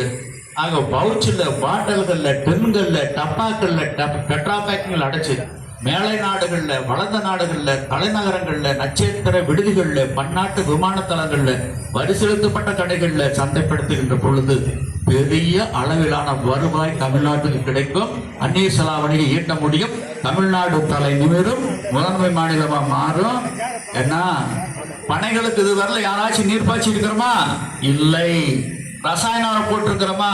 இல்லை. பூச்சி மருந்து, பூஞ்சால மருந்து களக்கொல்லி இல்லை. ஆக பனைகளிலே இருந்து இறக்கக்கூடிய கல் உலகத்தர வாய்ந்ததா இருக்கு. என்ன விலைக்கு விற்கணுமோ அந்த விலைக்கு விற்க முடியும். இன்னைக்கு இந்தியாவில் 8 கோடி பனைமரங்கள் தான் இருக்கு. ஆனா ஆங்கிலேய ஆட்சியில தமிழ்நாட்டில் மட்டும் 50 கோடிகள் இருந்தது. இந்த பனை அழிஞ்சதுக்கு காரணம் கல் தடையும் ஒரு காரணம். ஆக இன்னைக்கு 8 கோடி மரங்கள் 5 கோடி மரங்கள் தமிழ்நாட்டில் தான் இருக்கு. தமிழ்நாட்டில் இருக்கக்கூடிய ஒரு வாய்ப்பு வேற மாநிலங்களுக்கு இல்லை. ஆகவே நீங்க அறிவிச்சிருங்க, ஒவ்வொரு தொகுதியிலையும் குறைஞ்சது 5000 ஓட்டு குறைவில்லாம பார்த்து விழும். நீங்க ஆட்சியை தக்க வச்சுக்கலாம். ஆனா போனது எவ்வளவு 1.5 லட்சம் ஓட்டுல போச்சு. இல்ல மு.க. ஸ்டாலின் வந்திருக்க முடியாது. அவர் ஏமாந்து போனார். நாம என்ன பண்ண முடியும்? அடுத்து வைகோன்னு ஒருத்தர் இருக்காருலங்க, அவர் என்ன பண்ணாரு, ஒரு தேர்தல் அறிக்கையில கல்லுக்கு வைத்திருக்கக்கூடிய தடையை நீக்குவோம் சொல்லி அறிவிச்சு அப்புறம் எங்களை எல்லாம் கூப்பிட்டாரு, மேடையில் பேச வச்சாரு. அப்புறம் இடையில என்ன மாற்றமா என்னமோ தெரியல, அந்த சசி பெருமாள்னு ஒருத்தர், அவர் கன்னியாகுமரியில ஒரு டவர்ல ஏறி இறந்துடுறாரு. அவரை தூக்கிட்டு வந்து சேலத்தில் ஊர்வலம் விட்டு, சொந்த ஊர் இளம்பில்லை, சேலத்துக்கு பக்கத்தில் இளம்பில்லை, அங்க இறுதி சடங்கு இரங்கல் கூட்டம், ஒரு பெரிய மேடை, ஒரு 5000-6000 பேர் இருக்கு. அப்போ எதிர்கட்சி தலைவர் மு.க. ஸ்டாலின் அவர் ஒரு 1000 பேரோட வந்து மலர் வளைய வச்சுட்டு போனாரு. முன்னாடி கண்ணாடி போட்டிகள்ல பணம் கிடக்குது, மலர் வளைய வச்சுட்டு போனாரு. அவர் போன முன்னாடி நான் கல்லையகத்தின் சார்பில் அவர் நண்பர் சசி பெருமாள் கொண்டுட்டு போய் ஒரு மலர் வளைய வச்சோம். உடனே வைகோ அந்த மேடையில் ஈ.கே.எஸ். இளங்கோவன், முத்தரச, ராமகிருஷ்ண, குமரி அனந்த, திருமாவளவன் எல்லாம் இருக்காங்க, எல்லா தலைவர்களும் இருக்காங்க அந்த மேடையில். இவர் போனோன்னு கல்லையக்கத்தை சார்ந்தவர்கள் இங்கே வந்திருக்கின்றார்கள், கல்லை பற்றி யாரும் வாய் தரக்கூடாதுனாரு. இதனடா துக்கமா இருக்குது, இரவுக்கு வந்த இடத்துல இப்படி ஒரு சோதனையாக இழுத்து பிடிச்சோம். ஐயா பத்திரிகை ஊடகங்கள்ல வந்திருக்காங்க, நேரடி ஒளிபர் பஸ்டோட வந்திருக்காங்க, இங்கேயே வச்சுக்கலாம், 10 கோடி ரூபாய் பரிசு முடியும் மாட்டாரு. நண்பருடைய மனது புண்படுபடி பேசிவிட்டேன், வருத்தப்படுகிறேன். போயிட்டேன். எஸ்கேப்